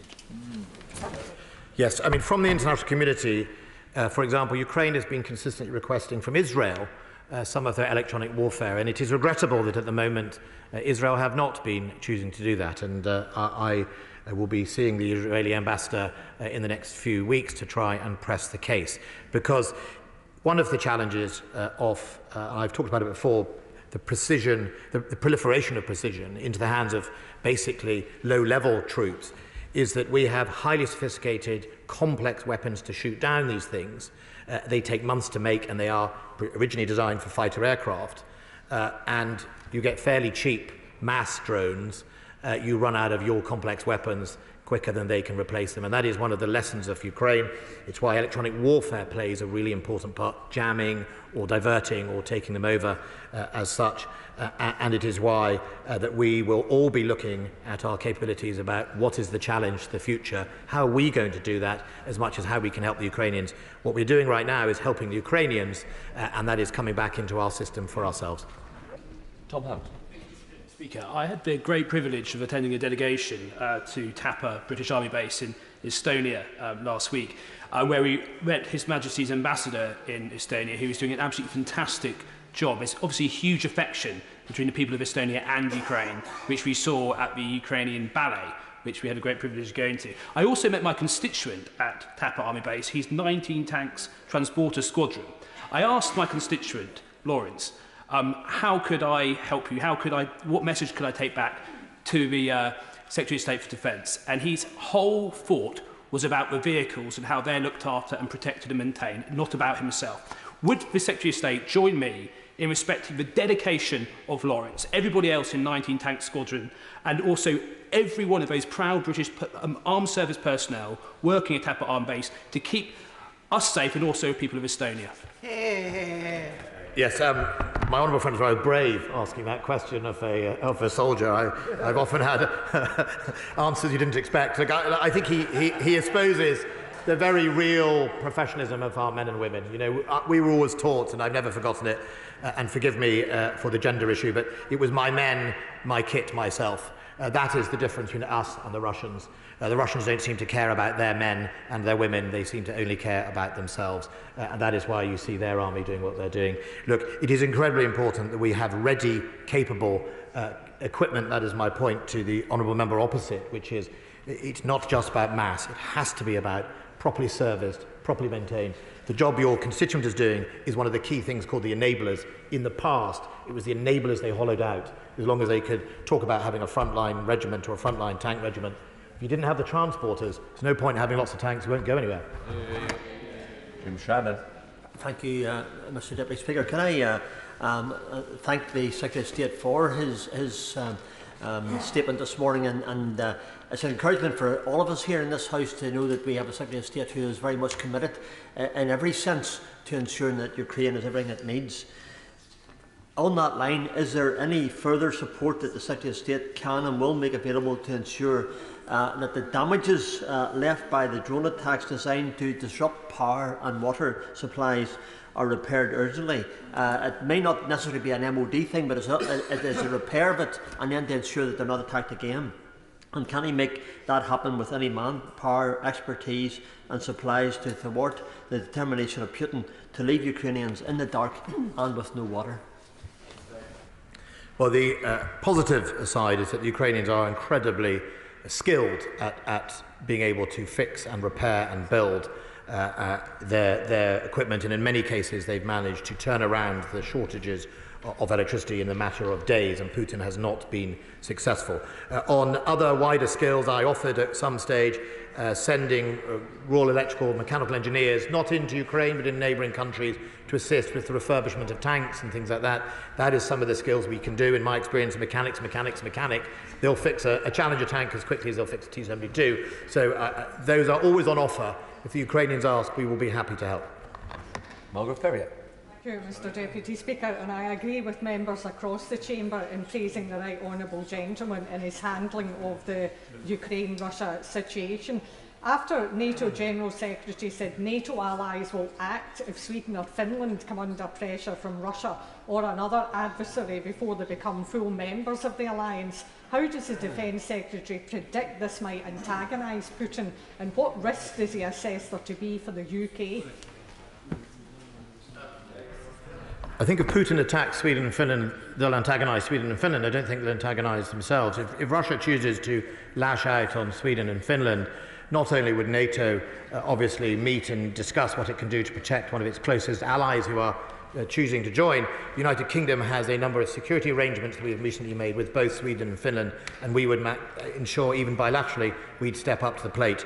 I think what we can see, however, is that because of Russia's very poor and failing invasion of Ukraine, its conventional military forces that it would have had previously near there are hollowed out or in fact destroyed. They have much less to threaten those countries, but things around critical national infrastructure, pipelines, electricity cables are things we are absolutely alert for, which is why I recently deployed 2 ships into the area. I think it's HMS, I better check the name, HMS Enterprise, I think, if that's my thing, and a Type 23 frigate to make sure we help protect Norway's pipelines and indeed our infrastructure. I'd like to thank the Secretary of State for Defence for his statement today and updating the House on events relating to the war in Ukraine.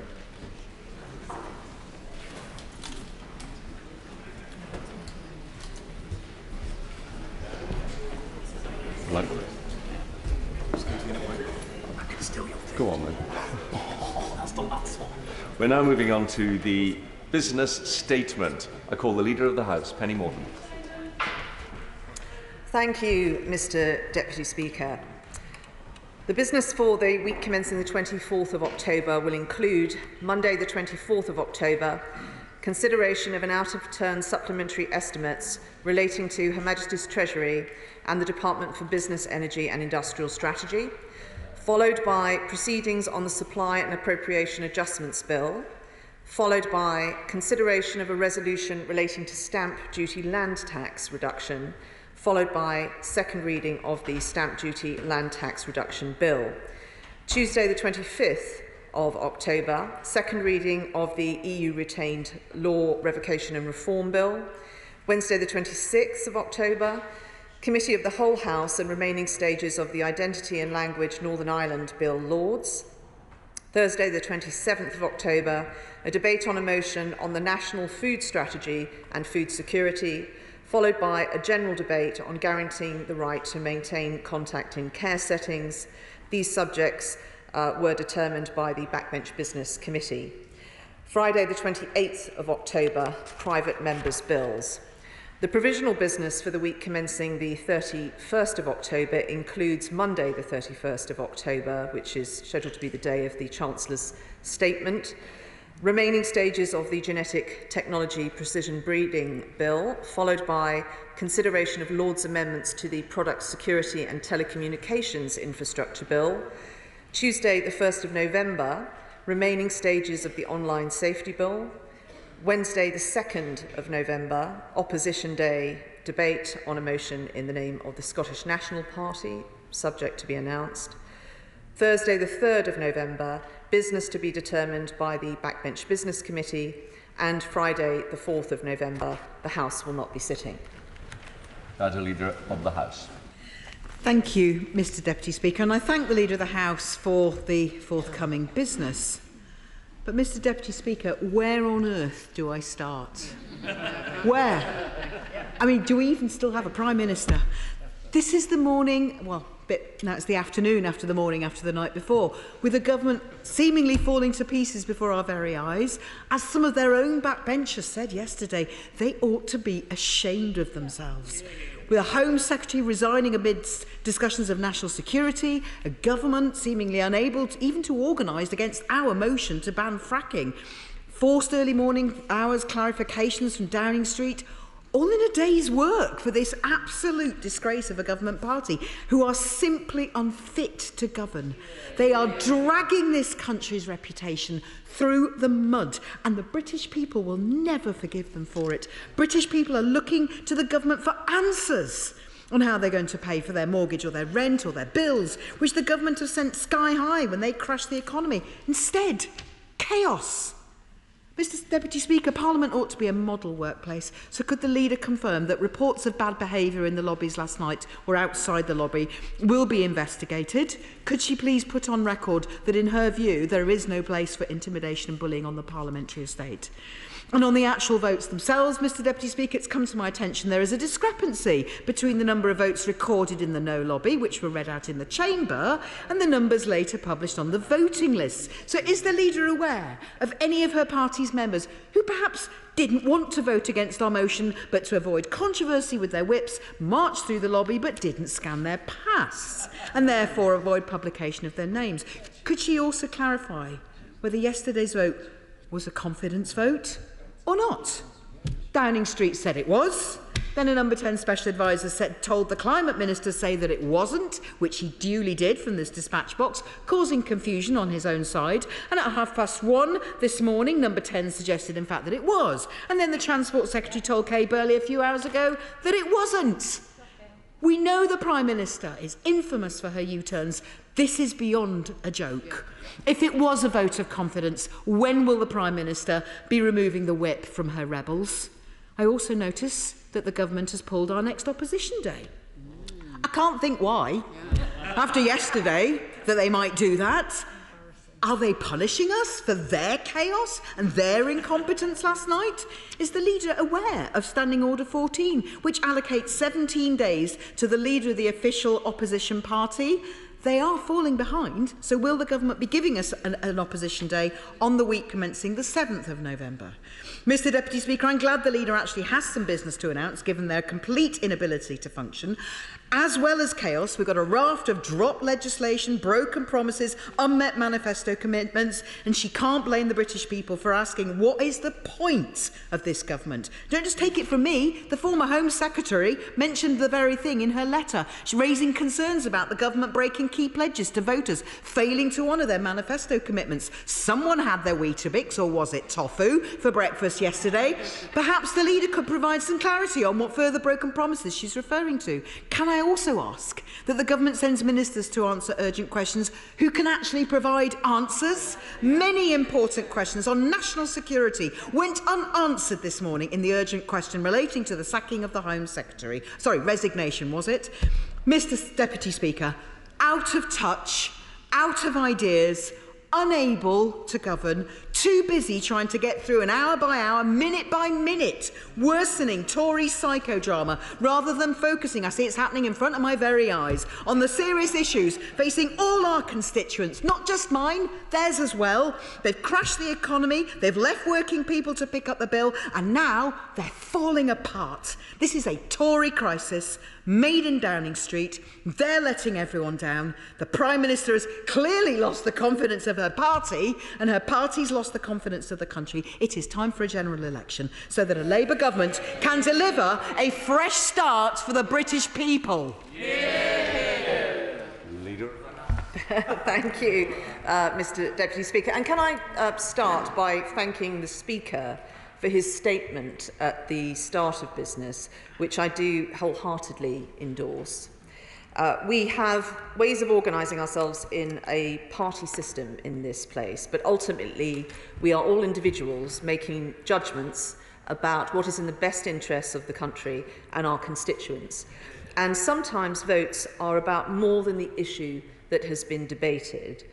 Last night's Labour motion was an attempt to seize control of proceedings, and we all know that that was deliberately done to enable campaigns today about members' views on fracking and to spark the usual social media outrage, and I know that Twitter has taken down some accounts today. This is standard operating procedure by Labour, and many members on this side of the House have worked hard to ensure that fracking is rightly not imposed on their community, and it is by their efforts that fracking is not in their community, and it is the government's policy that to allow fracking where there is consent. And if we want to take the temperature down in this place, I suggest we take the temperature down outside of this place too. I'm happy to go on record to say that I am against bullying both in Parliament and outside it too, and I hope that is the view of all members of this House. The country does need stability and it needs calm. And I'm glad to say that is the effect that the Chancellor is having. Market functioning has improved, borrowing costs have been lowered, and the pound is strengthening. But there is more to do. Despite the very volatile global economic conditions, the economy remains resilient. Unemployment is at its lowest level for nearly 50 years, and the UK is forecast to have the fastest growth in the G7 this year.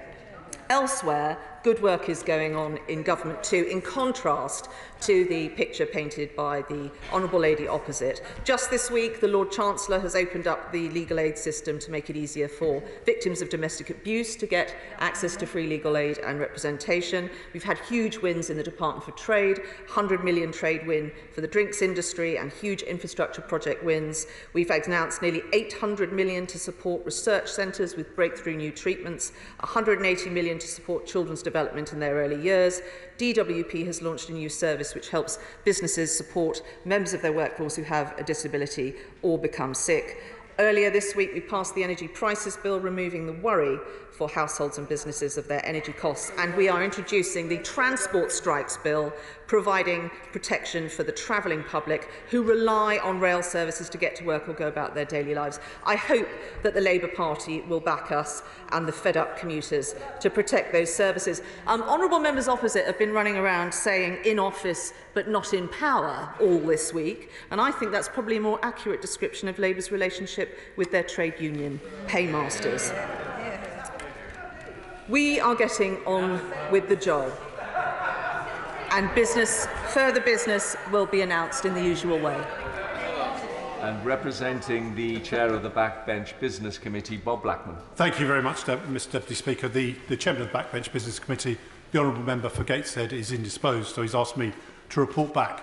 In addition to the business that my right honourable friend has announced, on Tuesday morning there will be a debate in Westminster Hall on baby loss and safe staffing in maternity care, and in Westminster Hall next Thursday there will be debates on Colleges Week and World Menopause Day, all subjects of which I think colleagues will wish you to debate. And on Tuesday the 1st of November, provided the Madam Deputy Speaker agrees, there will be a debate on the importance of religious education in modern Britain. Mr Deputy Speaker, we have a queue of debates requiring chamber time, so I'm very grateful to my right honourable friend for announcing further dates for the Backbench Business Committee, but can I also say that we are short of debates that will go into Westminster Hall on Thursdays. So if colleagues wish to get a debate from us, I would encourage them to apply for Westminster Hall debates. Now, Mr Deputy Speaker, on Monday it's Diwali. Hindus, Sikhs and Jains will be celebrating Diwali in the time-honoured fashion.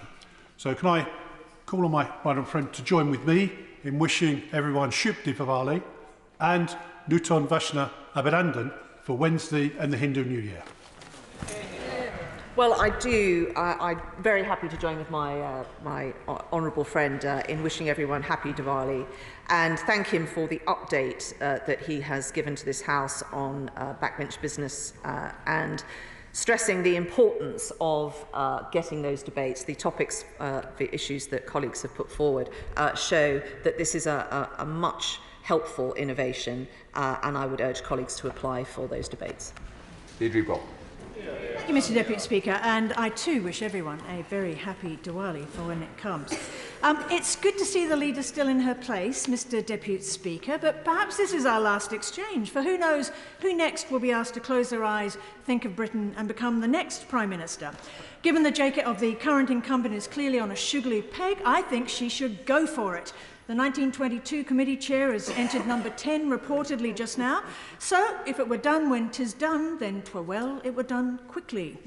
Or it may be that after the latest developments in the government's implosion, including a resignation from a great office of state, still the former Home Secretary fulfills that dream of making the front page of the Telegraph, that the leader's party is running out of candidates for the job and she'll simply assume it. Assuming, that is, she still wants to inherit this Icarus economy, so spectacularly burned and crashed by the government, leading to IMF and Bank of England interventions, as if the UK was a rudderless economy with no one at the wheel. Which, come to think of it, does seem to be the course Britain is set on now, Mr Deputy Speaker, with all of us having been treated as economic laboratory mice trapped within the deluded constructs of libertarian think tanks. A debate on some sort of compulsory training for government ministers on the basics of economics might be helpful. But, Mr Deputy Speaker, many of us in here and outside this place are finding it a bit of a struggle to keep up with events. So can we have a statement, please, on exactly who the current members of the government are just now? And I believe the government's bringing in legislation today mounting further attacks on trade unions and introducing a minimal level of service guarantee for the rail network. Surely it's time we brought in a minimum level of service guarantee for Westminster governments. And while we're at it, a debate on molestation, reflections and intimidations, as outlined in Erskine May, might prove useful. In the 18th century, as I'm sure the Bayes Secretary knows only too well, insulting or menacing members or trying by force to influence them in their conduct in Parliament was roundly condemned and considered a contempt. The time is clearly ripe for refresher courses. Look, Mr Deputy Speaker, the temptation is always to have a bit of fun with these weekly jousts over the political soap opera, but there's in fact very little room for amusement this week. I am all too conscious of the millions of people who are still looking to this place to provide them with some reassurance. Those in charge have a clear idea of the problems they face and know what to do to sort them. All 4 nations are looking on aghast at the shambles this government has created for itself, but far more seriously for all of our citizens. The attractions of an independent Scotland, free of this burrock of a place, grow ever greater. General election now. Well, Mr. Deputy Speaker, I'm actually quite cheered by what the Honourable Lady says, because I'd always thought the expression was close your eyes and think of England. Given that she asked us to close our eyes and think of Britain, I think I'm starting to make some progress with the Honourable Lady. I'm sorry that she didn't mention any of the economic support that we have put through this House this week to the citizens in Scotland. But I have to tell her, as we prepare for a statement on the 31st of October, there is a policy being touted that I'm afraid to say would cost every single person in Scotland £2,184. I don't know what the Right Honourable Lady's views would be on that matter, whether she would be for or against a policy that would take £2,184 off every individual in Scotland. The Honourable Lady looks confused. Let me help her out. She is for such a policy because that is the price of her divided policies. Sir Roger Gay. Roger. Thank you, Mr. Deputy Speaker. Mr. Deputy Speaker, one of the finer legacies of the last administration and of the 2019 Conservative Election Manifesto was our commitment to animal welfare. Would my right honourable friend confirm that that commitment is still firmly in place, and would she therefore find time as swiftly as possible to bring forward the remaining stages of the Kept Animals Bill? Well, I thank my right honourable friend for reminding us of the track record we have in this area. As an independent nation, we are now able to go further than ever on animal welfare. We have banned the live export of animals for fattening and slaughter. We have legislated for animal sentience, and we are building an animal welfare into our independent trade policy. Other business will be announced in the usual way, but the honourable gentleman has those assurances, and he should be confident when he looks at our track record. Chris Bryant. Thank you very much, Mr. Deputy Speaker. I want to ask about brain injury because yesterday morning I hosted a round table here with lots of people who've been engaged in the issue around concussion in sports. You may have seen recent stories about rugby players, football players who are suffering from depression, anxiety, a whole series of different mental health complaints, and many have suicidal or dementia problems resulting from subconcussive events. So not even when they've been knocked out, but repeated shaking or minor blows to the head. Can we have a debate on what the government's going to do about this, when we're going to have proper protocols for all sports so that we protect every single child, especially as their brain is developing? Well, I thank the honourable gentleman for raising that. I will certainly raise this with both the Department for Health and also the Department for Education as well. But he will know how to apply for a debate. Thank you. Thank you, Mr. Deputy Speaker. Currently, organisations like the government-funded Energy Savings Trust are providing excellent advice to households up and down the country on how to save energy and also then save money on their bills. I think it's time that we also did similar advice for businesses, and I am working with business leaders throughout the two cities, including Kate Nichols of UK Hospitality and Kate Hart from Central London Business Improvement Districts on this matter. Would my right honourable friend join me in encouraging businesses across the country to take steps to be more energy efficient, and does she agree with me that perhaps we should be looking at the House of Commons on its energy consumption too? Well, I thank the honourable lady for her excellent question, which I shall make sure that the Secretary of State hears, and to thank her. The campaign she describes, I think, would be extremely useful to many businesses. Quite often, small differences in behaviour can lead to massive savings in energy, but also business costs as well. Anna McMurran. Thank you. What I witnessed yesterday in the entrance to the voting lobby was an absolute disgrace. A clearly, visibly distressed Tory MP being forced against his will and bullied, manhandled into the voting chamber.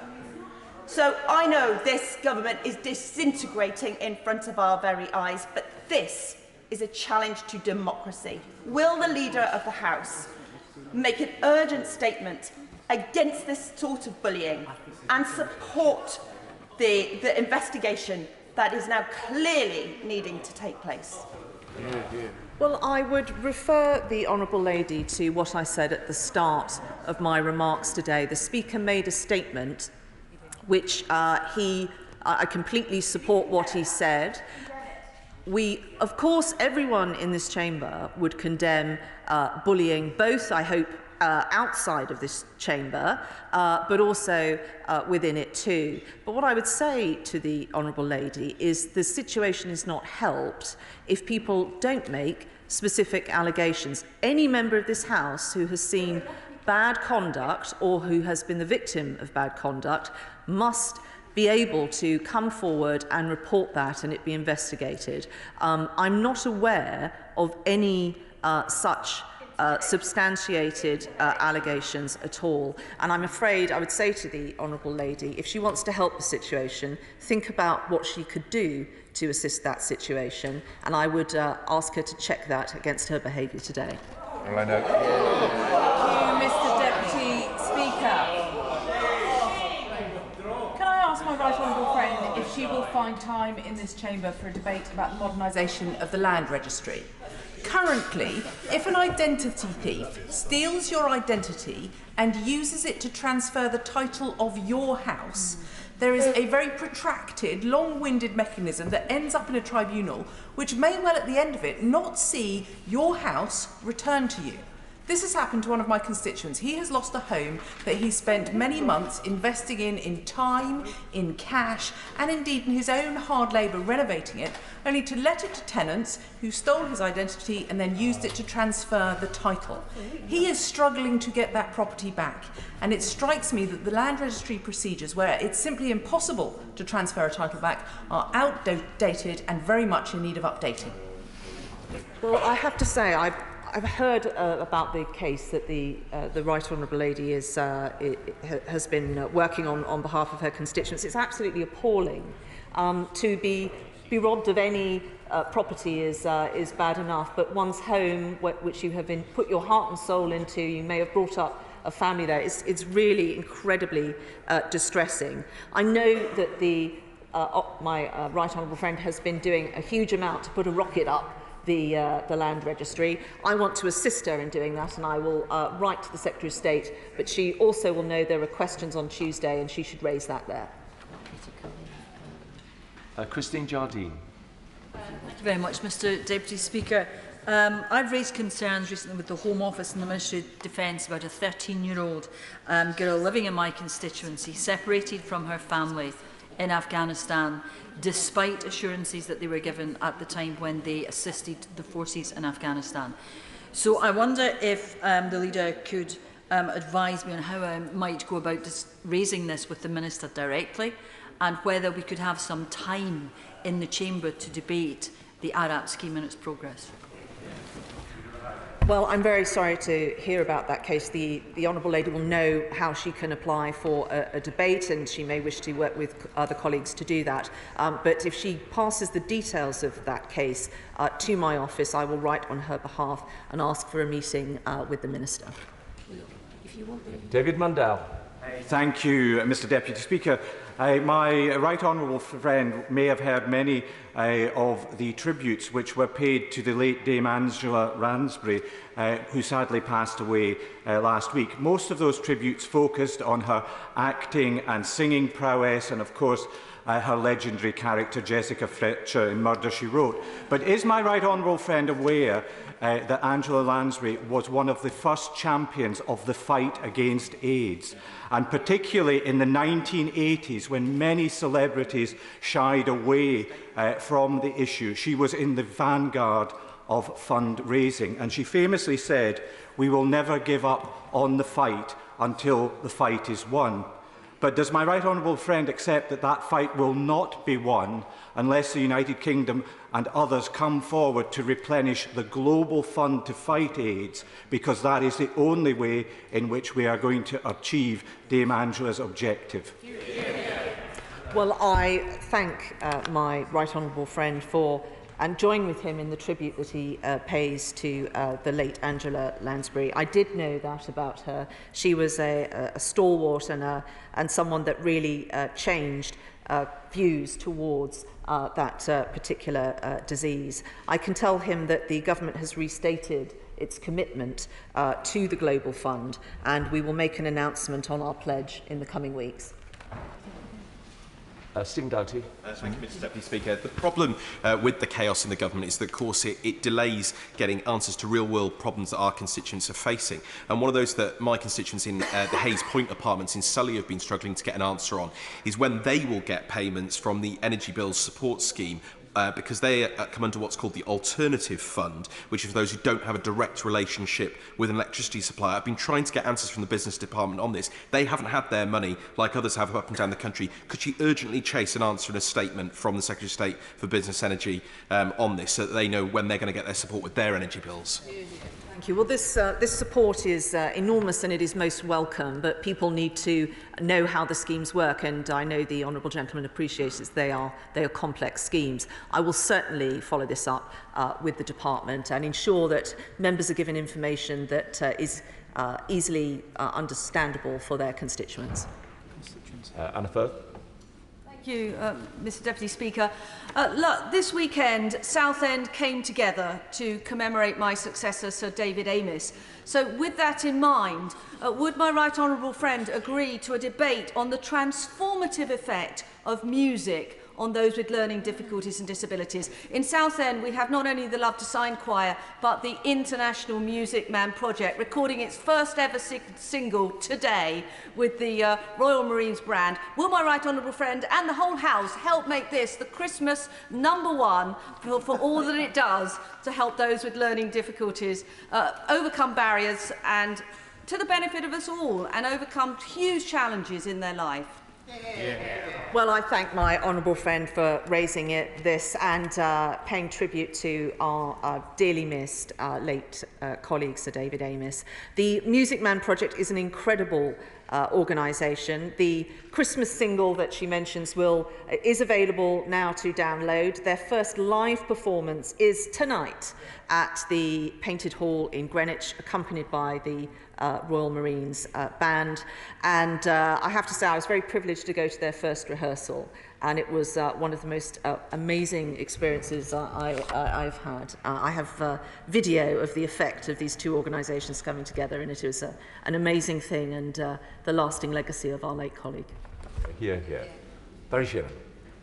Mr Deputy Speaker, I know that the Leader of the House is new to the role, and I know she has a great combative style, but I hope she'll reflect on what she said to my honourable friend, the member for Cardiff North, because I think she was very unfair in her response. But on forthcoming business, she knows that all of us will be very busy as members of Parliament, as I am in Huddersfield, working with a whole network of charities, local people, local organisations, because it's going to be a long, hard winter for so many people who are not going to be able to afford to heat the house, not able to feed the family, and support groups will have to be organised. Could she make sure that we get the right ministers here, DCLG or whichever, to talk about how the government can help us with the resources to build that network and resources so that we can provide that food,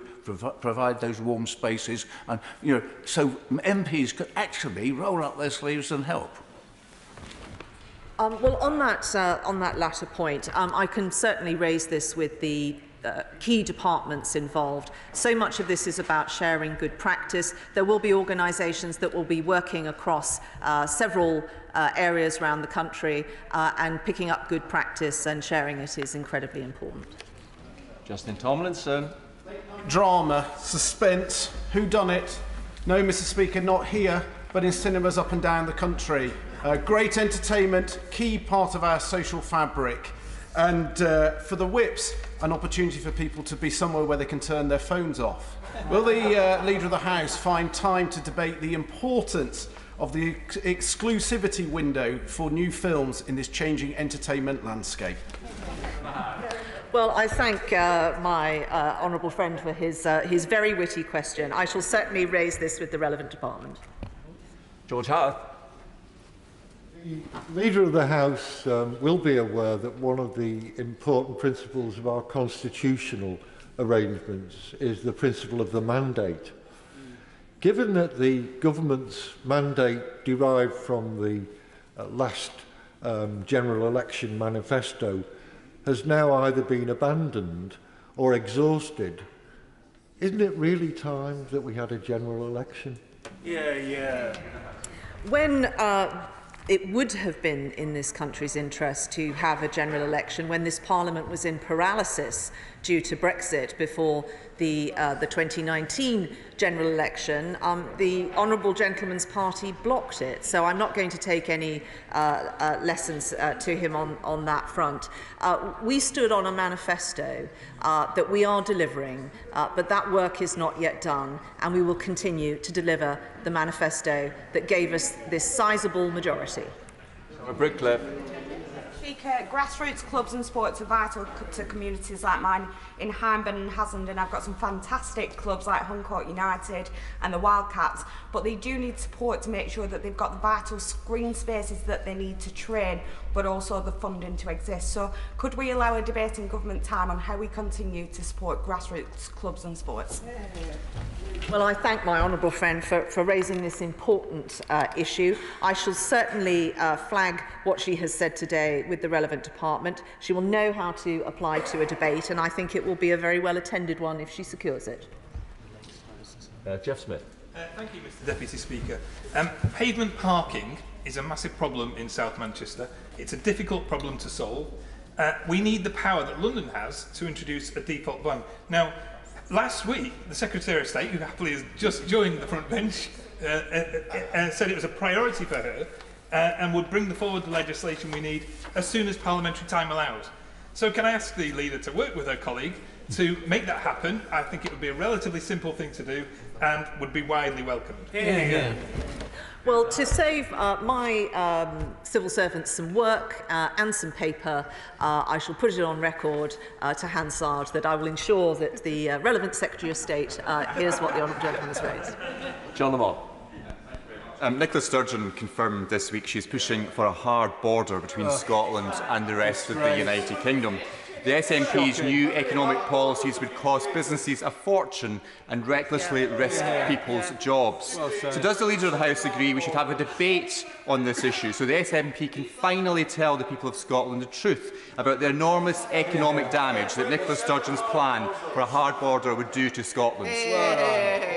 Well, I thank my honourable friend. Yes, I'm afraid this is the latest wheeze from the SNP to risk jobs and burn taxpayers' money. Let us not forget, this is the party that during the pandemic hired a testing firm at the cost of £10 million that promptly furloughed all of its staff. In fairness to them, they did try and guarantee some jobs. They paid a company the tune of £5 million per job and then failed to secure any of those jobs.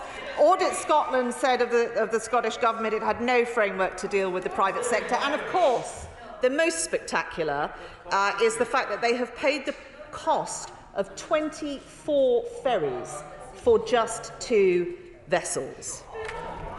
Vera Hophouse.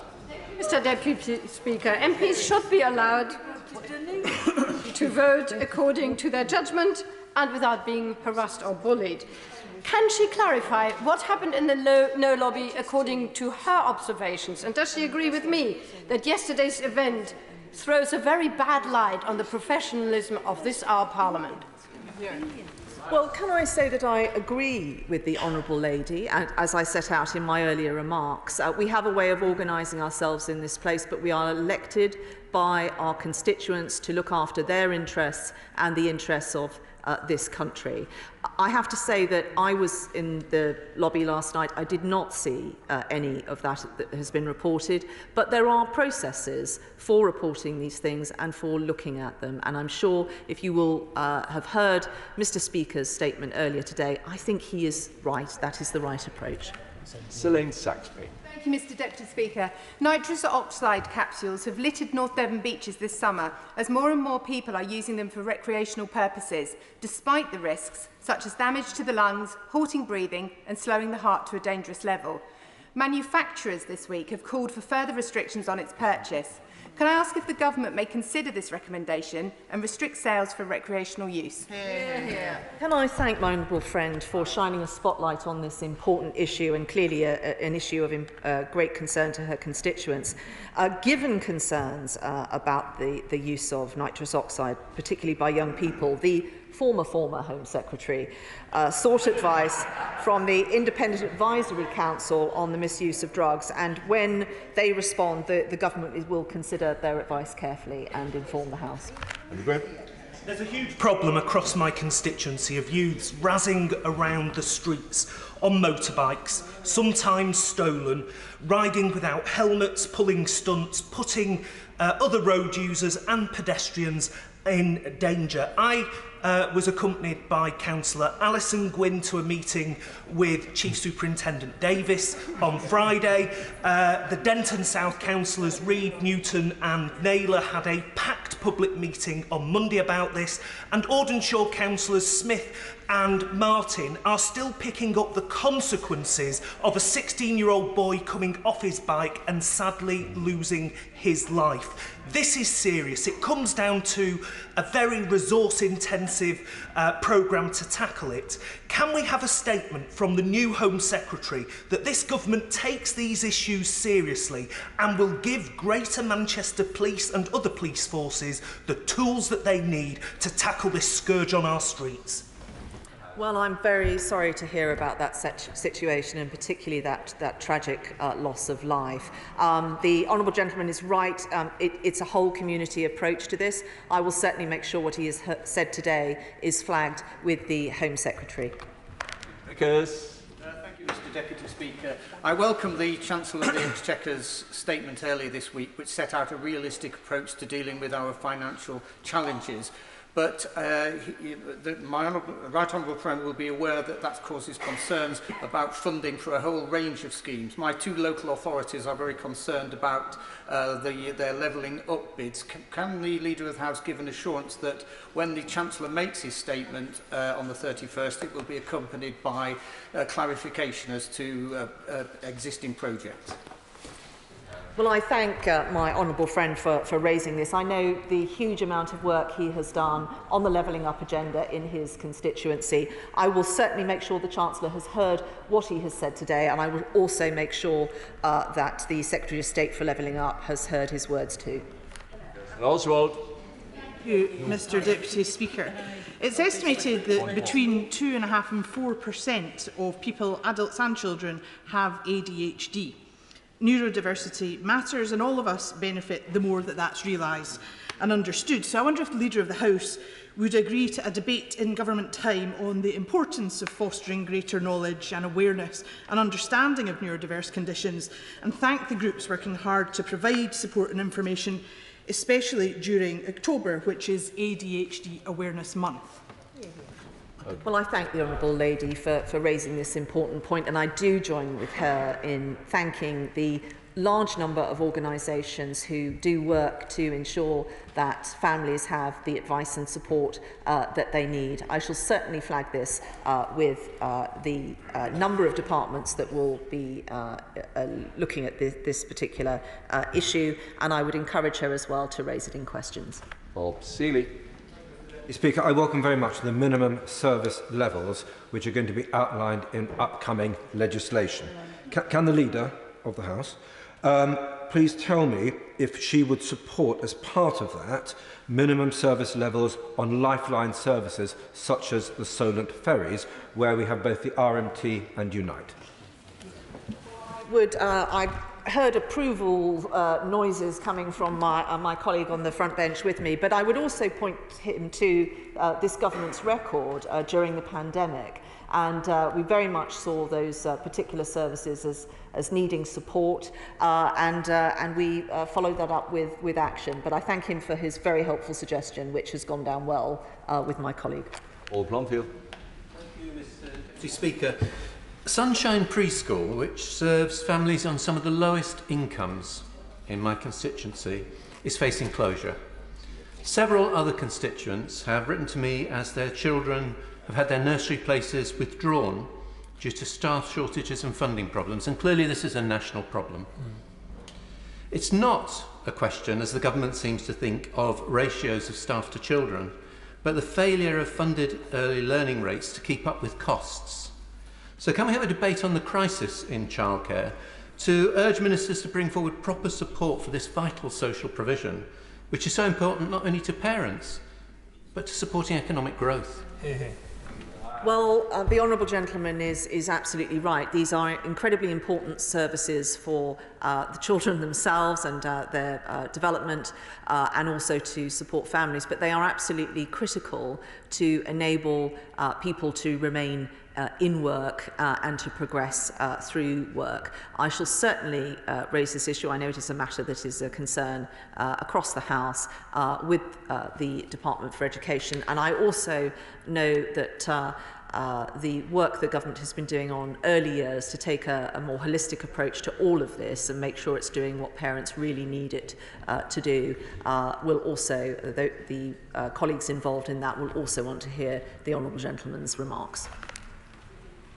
Andy Carter. Thank you very much, Mr Deputy Speaker. Can I join with my honourable friend, the member for Harrow, in wishing all members of the Hindu community in Warrington South a very happy Diwali. I recently met with many members of that community who expressed concerns about recent events in the Midlands. Can the leader assure my constituents that the safety of all communities is a priority for this government and they should enjoy in their community the Festival of Light? Well, I thank my honourable friend for raising this. I do join with the remarks that he made, and especially to all those in his constituency.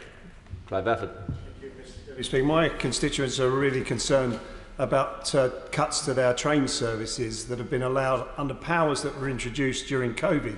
The Secretary of State has allowed South Eastern Trains to make major alterations to its timetable using those powers, even though we are out of COVID now. So can we have a statement from the Secretary of State to explain why these powers have been allowed to be abused in this way and why my constituents are losing train services? Well, I thank the honourable gentleman for his remarks. My right honourable friend will have heard them, but I will formally follow up with the department. Brendan O'Hara. Mr Deputy Speaker, I'd like to draw the Leader of the House attention, indeed the whole House attention, to Early Day Motion 480, which was published this morning. It congratulates Dunoon Grammar School, which yesterday was awarded the 2022 World's Best School Prize in the Community Collaboration category. I hope to arrange a visit to this Parliament very soon from the school, but before that, would the Leader join me in sending her congratulations to Head Teacher David Mitchell, his staff and all the pupils of Dunoon Grammar School on this remarkable achievement, which you can imagine is a source of huge pride for the town, indeed everyone in Argyll and Bute, and is a real triumph for Scottish education. Yeah, yeah. Well, I'm going to enter into the spirit of his question and not comment in depth about the SNP's track record in education. But what a wonderful achievement, and I do send my congratulations to David Mitchell, all his staff and pupils, and I hope they will celebrate. Patrick Grady. Given the Prime Minister's announcement that she intends to stand down, I wonder how wise it is to proceed with much of the business that the Leader of the House has announced for next week, not least the retained European Law Revocation and Reform Bill. It is of massive constitutional significance. It would enact a huge power grab from both this place and the devolved administrations. Given that the bill that created retained EU law, the European Withdrawal Act, was subject to 8 days of scrutiny on the floor of this House in Committee of the whole House, can, if she is able to make any kind of guarantee whatsoever about the future of the government, given the complete chaos that is now engulfing the Conservative Party. Will that bill be subject to scrutiny by a committee of the whole House and not just by a public bill committee? Very important bill which will modernise the statute book, and I would say to the honourable gentleman with regard to other matters, I am going to keep calm and carry on, and I would suggest everyone else do the same. Thomas. Mr Deputy Speaker, I take this opportunity to wish all of my constituents getting ready to celebrate next week a very happy Diwali. Can I ask the Leader of the House, she may or may not be aware that there's been a steep decline since 2015 in the number of UK students studying Gujarati, Urdu and other languages prevalent across South Asia at GCSE level. Given the significance of these languages for many British children's educational attainment, and crucially for our ability to maximise our trade and security relationships with India and other countries in South Asia, could we have a debate in government time to explore the reasons for that decline and indeed how we might reverse it? Well, I thank the honourable gentleman for raising that issue, and I will certainly make sure that the Department for Education has heard what he has said today. He will know very well how to secure a debate, and I thank him for raising the points. Madam Fellows. Mr Deputy Speaker, I wish I could take the Leader of the House's advice to keep calm and carry on.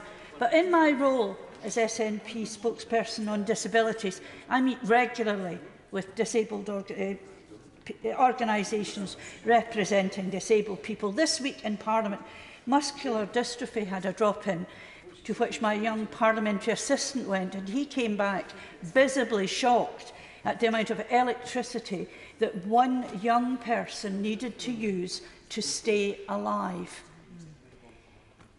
With the U-turn by the Chancellor, and with the news we have just received that the Leader of the Conservative Party has just stood down, will there be a statement on the 31st of October? I know it's not in the Leader's gift to tell me exactly, but if there is to be a statement by another Chancellor or the same one, I don't really care which, can we have some kind of guarantee that there will be extra help for people like this?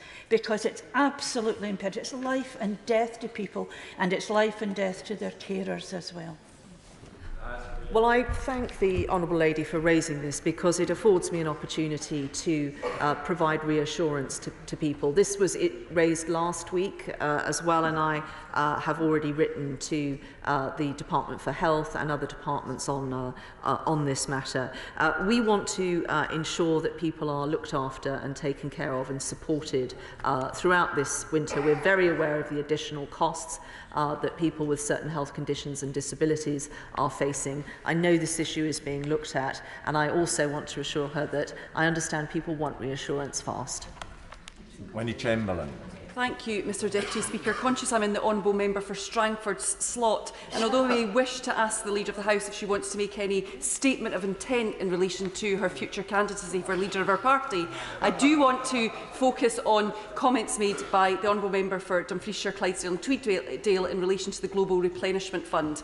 When the government failed to make an announcement on the 21st of September of a pledge, that was really unusual. And now that we're hearing plans of the government to drop ODA spending even further, I do think we are really stepping back from our global commitments. So can the Leader of the House tell us when that announcement is likely to be made? Is there going to be positive news for the Global Replenishment Fund, and will there be time made for the House to scrutinise it? Hear, hear. Well, at the pledging conference where we did not make a detailed pledge, we did put on record very strongly our commitment to that. I think the issue was that a minister was not available to go, and so the pledge wasn't made. That was, from memory, my understanding. But I would say to the Honourable Lady, this is expected very shortly, and I would point her to our record, which is world-leading on this and other replenishment conferences. I'd like to thank the Leader of the House for making her statement and responding to many questions. Points of order, Anna McMurran. Thank you. The Leader of the House just called into question my behaviour when I raised the very serious allegations that I witnessed of bullying and manhandling in the voting lobby last night. I don't think that this is appropriate. Can the Deputy Speaker assure me that there is an improper and full investigation into this very serious matter? And does he agree that this was an appropriate response? It's, the Speaker has already made an announcement that there is to be an investigation, but further to the point of order, Leader of the House. I thank the Honourable Lady for allowing me to confirm exactly my views on this matter. I think we do ourselves a disservice in this place if there is wrongdoing that we don't report it and follow it up in the proper way. I didn't see any, but there may well have been, and the Honourable Lady may have seen things that I did not see. In that case, report. This is really important. Report these issues. Tell people what you have seen. Support victims to come forward and do that. Do not go on the airwaves and make unsubstantiated and in some cases, not the Honourable Lady, but completely factually incorrect allegations. That does not help raise standards in this place. I would say I think the Speaker has got this absolutely right. I would refer you to the statements he has made. And as Leader of this House, if there is any member of my party that has behaved in an improper way, then I will condemn that. But what we need are facts. And I think the whole conduct of this House will be helpful if people stuck to the facts. James Sunderland. Mr. Deputy Speaker. Mr. Deputy Speaker, when members enter this privileged place, we are obliged to abide by the code of conduct that exists for all of us, and which I believe to be sacrosanct. Last night, at least one photograph appeared in the national media purporting to show an alleged incident at the entrance to the No lobby. Could I please seek your counsel in two areas? First of all, how might we collectively raise the bar of personal conduct in this place so that photographs are not taken for disingenuous purposes and for political gain? Secondly, I seek your advice on how we might best identify those responsible so that this poor behaviour can be brought to account. Mr. Speaker and the entire Deputy Speaker team absolutely deprecate any taking of photographs, whether they're in the voting lobbies or indeed in this chamber, and certain other areas too. He's made it absolutely clear. And so let me just re-emphasise again, do not take photographs in areas where they are forbidden. He's made a very good point. And of course, it's the responsibility of each and every one of us to behave better as role models to those outside who are looking in. Mr. Deputy Speaker, if I might. Further to that point of order? I'm very grateful to the Honourable Member because he told me that he was going to raise this matter earlier, and I want to be absolutely clear that I took a photograph and I did so knowing that I was breaking the rules of the House, the etiquette of the House certainly. I did so because I believed that the example that was being set when we are at the moment are trying to change the culture of bullying in Parliament was such that it was necessary to override the normal course of... I apologise to the House for doing so. I think, however, it is very important that we understand that if 12 members were to stand around a member of staff in that way, they would probably end up being suspended from the House for a long period of time for bullying. We've only just started taking bullying seriously in this Parliament. There is actually, I would gently suggest, I'm not questioning what you just said, but there is a good argument to suggest that one of the rules that we've had for a very long time, that you don't take photographs and there's no photography, there's no filming indeed in the lobbies or in the adjacent areas, is now out of date. And actually, it might help us stop some of the bullying. I'm only suggesting it very gently, but it might actually stop some of the behaviour. Some of the behaviour changed in this House when this chamber was filmed. Well said. One is the apology, which the House has heard. The second one is any rule changes. Well, that's not for the chair.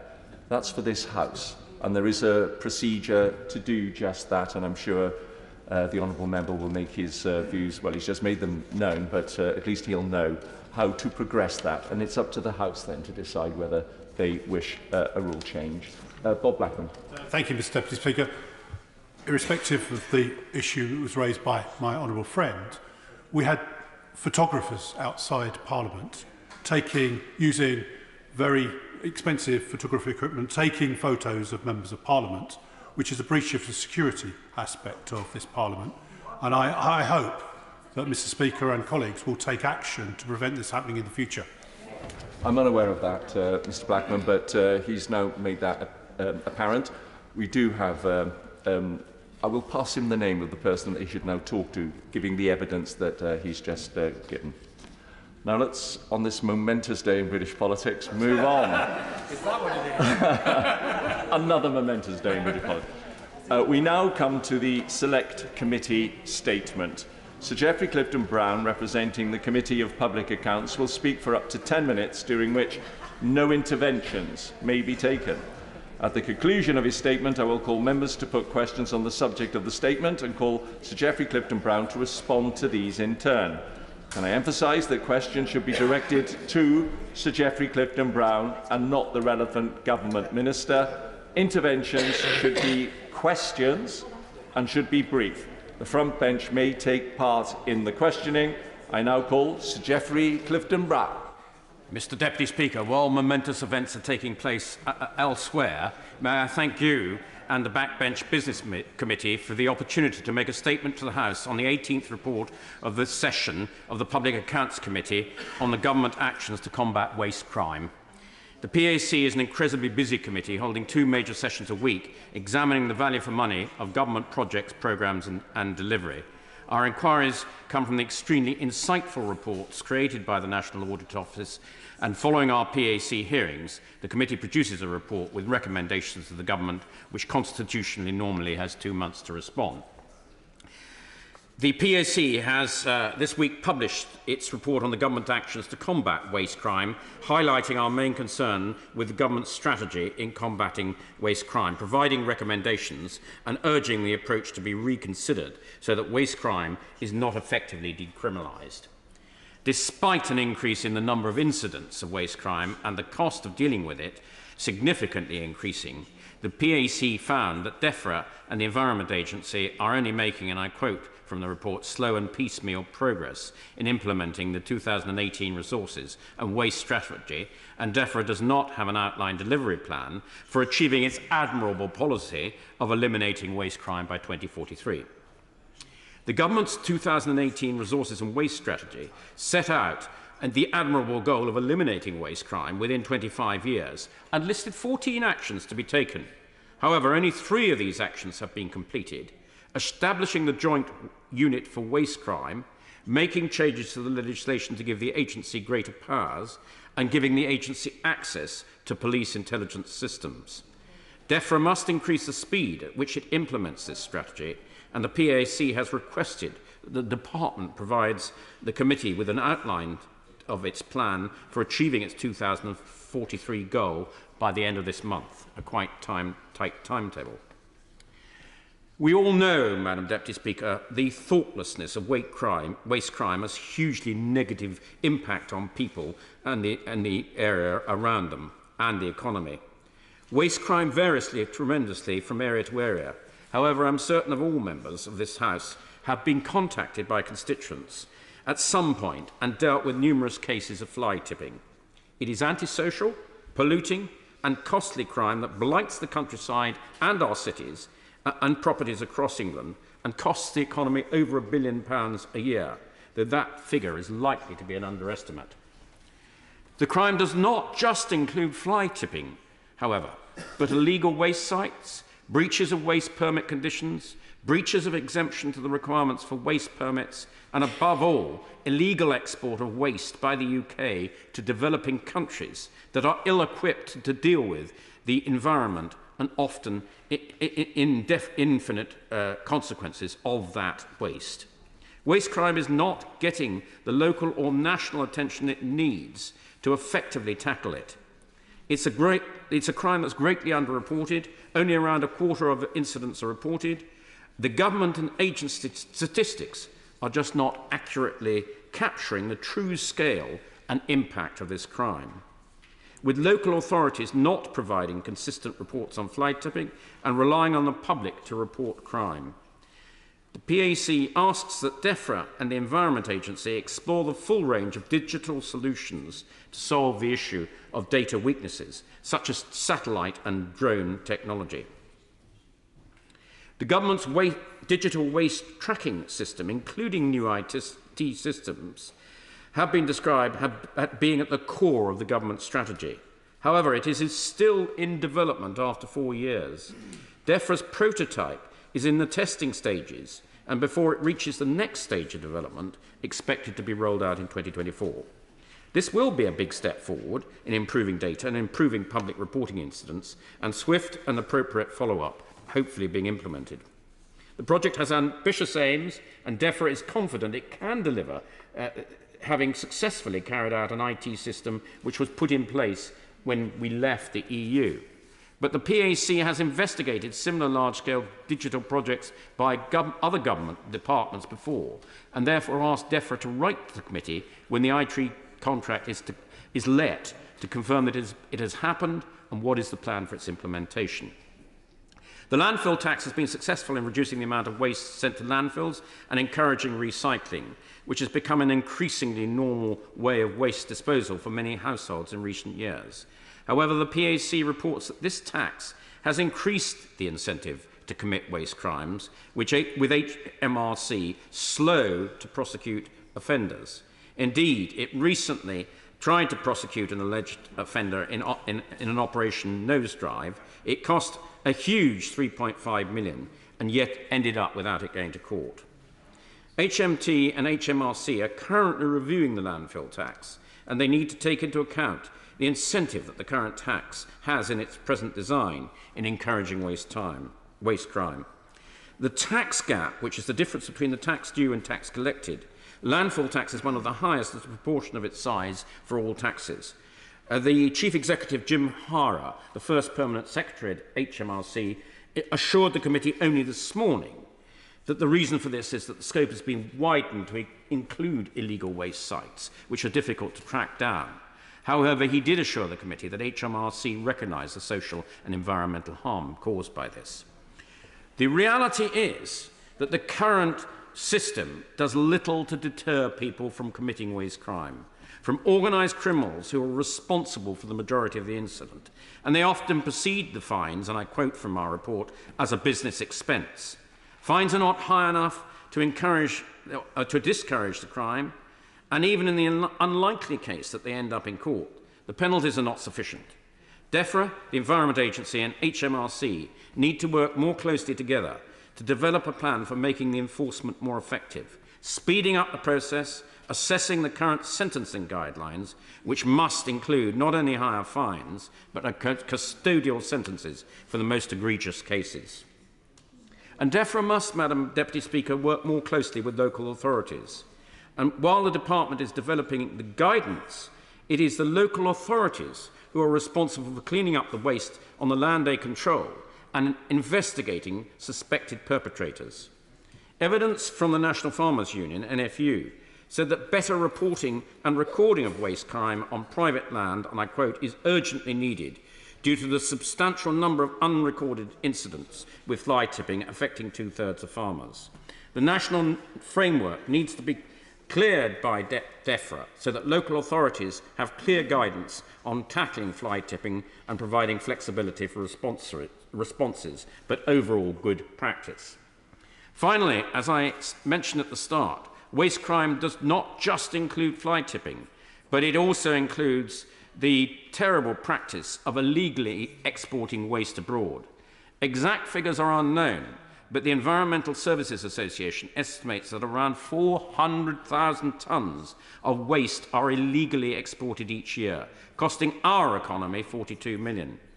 Waste is being exported to countries that are unable to efficiently manage the volume and toxicity of waste safely, causing substantial and sometimes permanent social and economic and environmental harm. The Environment Agency recently secured a record £1.5 million fine. In this instance, a waste company was prevented from sending 16 25-ton containers from being exported to India and Indonesia. However, a further 26 containers had already been illegally exported. So finally, in conclusion, Madam Deputy Speaker, just to go through the PAC recommendations. 1. For DEFRA to increase the impetus with which the resources and waste strategy is taken forward.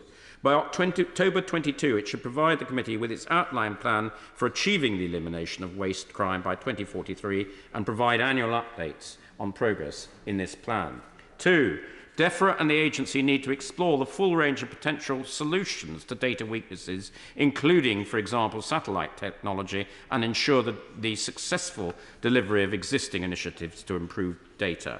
3. DEFRA should work with HMT and HMRC to ensure the current review of landfill taxes takes into account incentives that the tax currently creates to commit waste crime.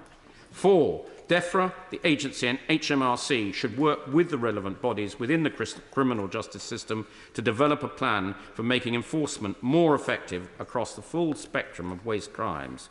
5. DEFRA should work with local authorities to set a clear national framework for tackling fly tipping, setting an overall expectations and promoting good practice. 6. The agency should write to us within 6 weeks, setting out what actions would be required to enable it to understand the true scale of illegal waste exports and what further actions it could take to prevent them.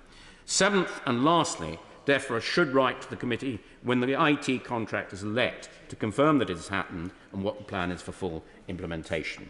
Madam Deputy Speaker, waste crime is a large and costly problem that causes great angst to both those who are directly affected by waste ending up on their land, leaving them to clear it up, but also to the public, who deserve to be able to enjoy a clean and healthy towns and countryside. The PAC committee has clearly set out its concern how government is combating it. Most crucial is the lack of strategy or a plan for achieving its highly ambitious target of eliminating the waste plan by 2043. Madam Deputy Speaker, this could be a huge win for the government and the people of this country. I urge DEFRA to get on with it. Kevin Jones. Thank you, Madam Deputy Speaker. Can I first of all thank the honourable gentleman for his statement and also thank the committee for an excellent report. Can I also thank the National Audit Office for their inquiry into Operation Nosedive, which was instigated by myself and the Right Honourable Member for Halton Price and Howden. What is depressing about the report is these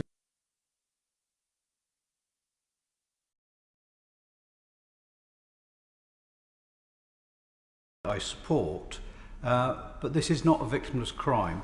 Tax has been avoided, criminals have got away with these crimes, and communities have been blighted. Can I urge the honourable gentleman and his committee to make sure they keep their finger on this subject, because our experience, myself and the Right Honourable Member for Halton Price and Howden, is we've been at this for 10 years. The evidence is there what's going wrong. The government have just turned a blind eye and decriminalised basically waste crime. So without that pressure from his committee, can I say, I'm sure that this will just carry on. Can I thank the Right Honourable Member, who's very experienced in this field and has been campaigning on it for a long time, quite rightly. We've made some fairly stringent recommendations in this report with some fairly tight timetables as to what the government has to do by when. I can assure him that if we don't see satisfactory progress, we will call DEFRA back to examine why our recommendations have not been properly implemented. So that is part, as he knows, of the PAC system. That we do have the ability to be able to call witnesses back and find out why they've not responded to our recommendations. And as he knows, as I said at the beginning of my report, they have 42 days in which to respond. And again, if we don't like the responses, we could follow that in writing, or again call the witnesses back. I thank Sir Geoffrey Clifton-Brown for presenting the statement from the Select Committee. And we now move on to presentation of Bill, Secretary Anne-Marie Trevelyan. Clarke. Transport Strikes Minimum Service Levels Bill. Second reading what day? Tomorrow. Tomorrow. Thank you. We now come to the backbench motion on NHS dentistry. Peter Alders to move. Thank you very much, Madam Deputy Speaker. I thank the Backbench Business Committee for granting this debate, and I also thank the Honourable Member for Bradford South for her work in helping secure it. I beg to move the motion that this House is concerned by the growing crisis in NHS dentistry, notes that 9 out of 10 dental practices in England do not accept new NHS patients, regrets the number of dentists moving away from NHS practice, welcomes the government's commitment to levelling up health outcomes and dental health across the country, calls on the government to take urgent steps to improve retention of NHS dentists and dental accessibility for patients, and further calls on the government to report to the House on its progress on the steps that it has taken to address the NHS dentistry crisis in 3 months' time. I also highlight petition number 564154, signed by 11,067 people, calling for an independent review of the NHS dental contract. Madam Deputy Speaker, colleagues have been securing debates on the state of NHS dentistry for the past 2 years. This crisis has been brewing for a long time, and the situation can be likened to a house built on shallow and poor foundations, which has come crashing down with the earthquake of COVID. The King's Fund described NHS dentistry as being on life support, whilst the British Dental Association describe it as undergoing a slow death. In their monthly report for October, Healthwatch repeat that NHS dental care continues to be one of the main issues that they hear about from the public, who across the country are clamouring for NHS dentistry which is both affordable and accessible. In Suffolk, there are 70 dental practices with NHS contracts. Not one is taking on new patients. Locally, there has been some welcome support, in that in Lowestoft, a local practice was granted additional units of dental activity that allowed them to see emergency patients until the end of September. And in July, the Dental Design Studio were awarded a contract to deliver NHS dentistry for up to 8 years. However, very quickly, both practices were fully booked up and have had to turn away patients. Madam Deputy Speaker, there is a need for root and branch reform, and I shall now briefly set out those issues that need to be included in a blueprint plan for NHS dentistry. I give way to my honourable friend. I'm very grateful to my honourable friend, congratulate him on this debate. Would he agree with me that the fundamental problem with NHS dentistry at the moment is the 2006 contract and the units of dental activity? Does he share my disappointment at the statement made in the summer about how to resolve the situation based upon the consultation launched last year? And does he furthermore hope that UDAs will be expunged from all of this so that dentists can be properly rewarded for the job they do and thus return to the NHS? I thank my honourable friend for that intervention. I agree wholeheartedly with him on that point, and I will come to it as I set out what I believe needs to be done to improve the situation, and I think that he and I are very much on the same page on that particular issue. I will address firstly, Madam Deputy Speaker, the issue of funding. There is a need to secure a long-term funding stream. In recent years, the NHS dental budget has not kept up with inflation and population growth. Since 2008, NHS dentistry has faced cuts with no parallel elsewhere in the NHS, and the British Dental Association state that it will take £880 million per annum to restore the service to 2010 levels. I acknowledge the budgetary challenges that the Chancellor faces, but the reform process is doomed from the start without an appropriate level of investment. There is a need for a protected budget, and any funding that is clawed back must be kept in dentistry. Secondly, a strategic approach should be adopted towards recruitment and retention, with a detailed workforce plan being put in place. I'll give way. I'm very grateful to him for giving way and congratulate him and my honourable friend from Bradford South on securing this debate. It is a crisis. It's a crisis in South Manchester, as it is across the country trying to access NHS dentists. Now, there are highly trained dentists from abroad who can help. I've got some constituents who are trained at the dental faculty of the University of Hong Kong, which is in the top 3 faculties in the world, has an English curriculum, but they can't get registered, they can't access the licence exams. Now, I understand the government have said they're going to simplify the registration process.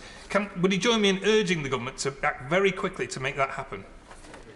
I thank the honourable gentleman for his intervention there. He's come in at a very appropriate time, and he may well have been reading my speech, because that actually was the very next point I was going to come on to. What I was going to say is, in the short term, we need to be stepping up recruitment from abroad. Whilst the legislation tabled earlier this month to streamline the process of recognising overseas qualifications is welcome, this on its own will not address the problem, and I hope the Minister in his response will address this particular issue. In the longer term, we need to be improving dentistry training ourselves and ensuring that this is available throughout the country. And in this regard, the proposals being worked up by the University of East Anglia and the University of Suffolk are to be welcomed. Madam Deputy Speaker, thirdly, there is a need for a new NHS dental contract, as my honourable friend mentioned a minute or so ago. It is welcome that discussions have started on revising the contract, but there is a worry that the government are only looking at marginal changes when ultimately a completely new contract is required. At present, the NHS contract is driving dentists away from doing NHS work. Its target-based approach is soul-destroying for so many, and it needs to be replaced by an agreement that has prevention at its core. And Madam Deputy Speaker, that leads me on to the fourth and penultimate component of a new system of NHS dentistry.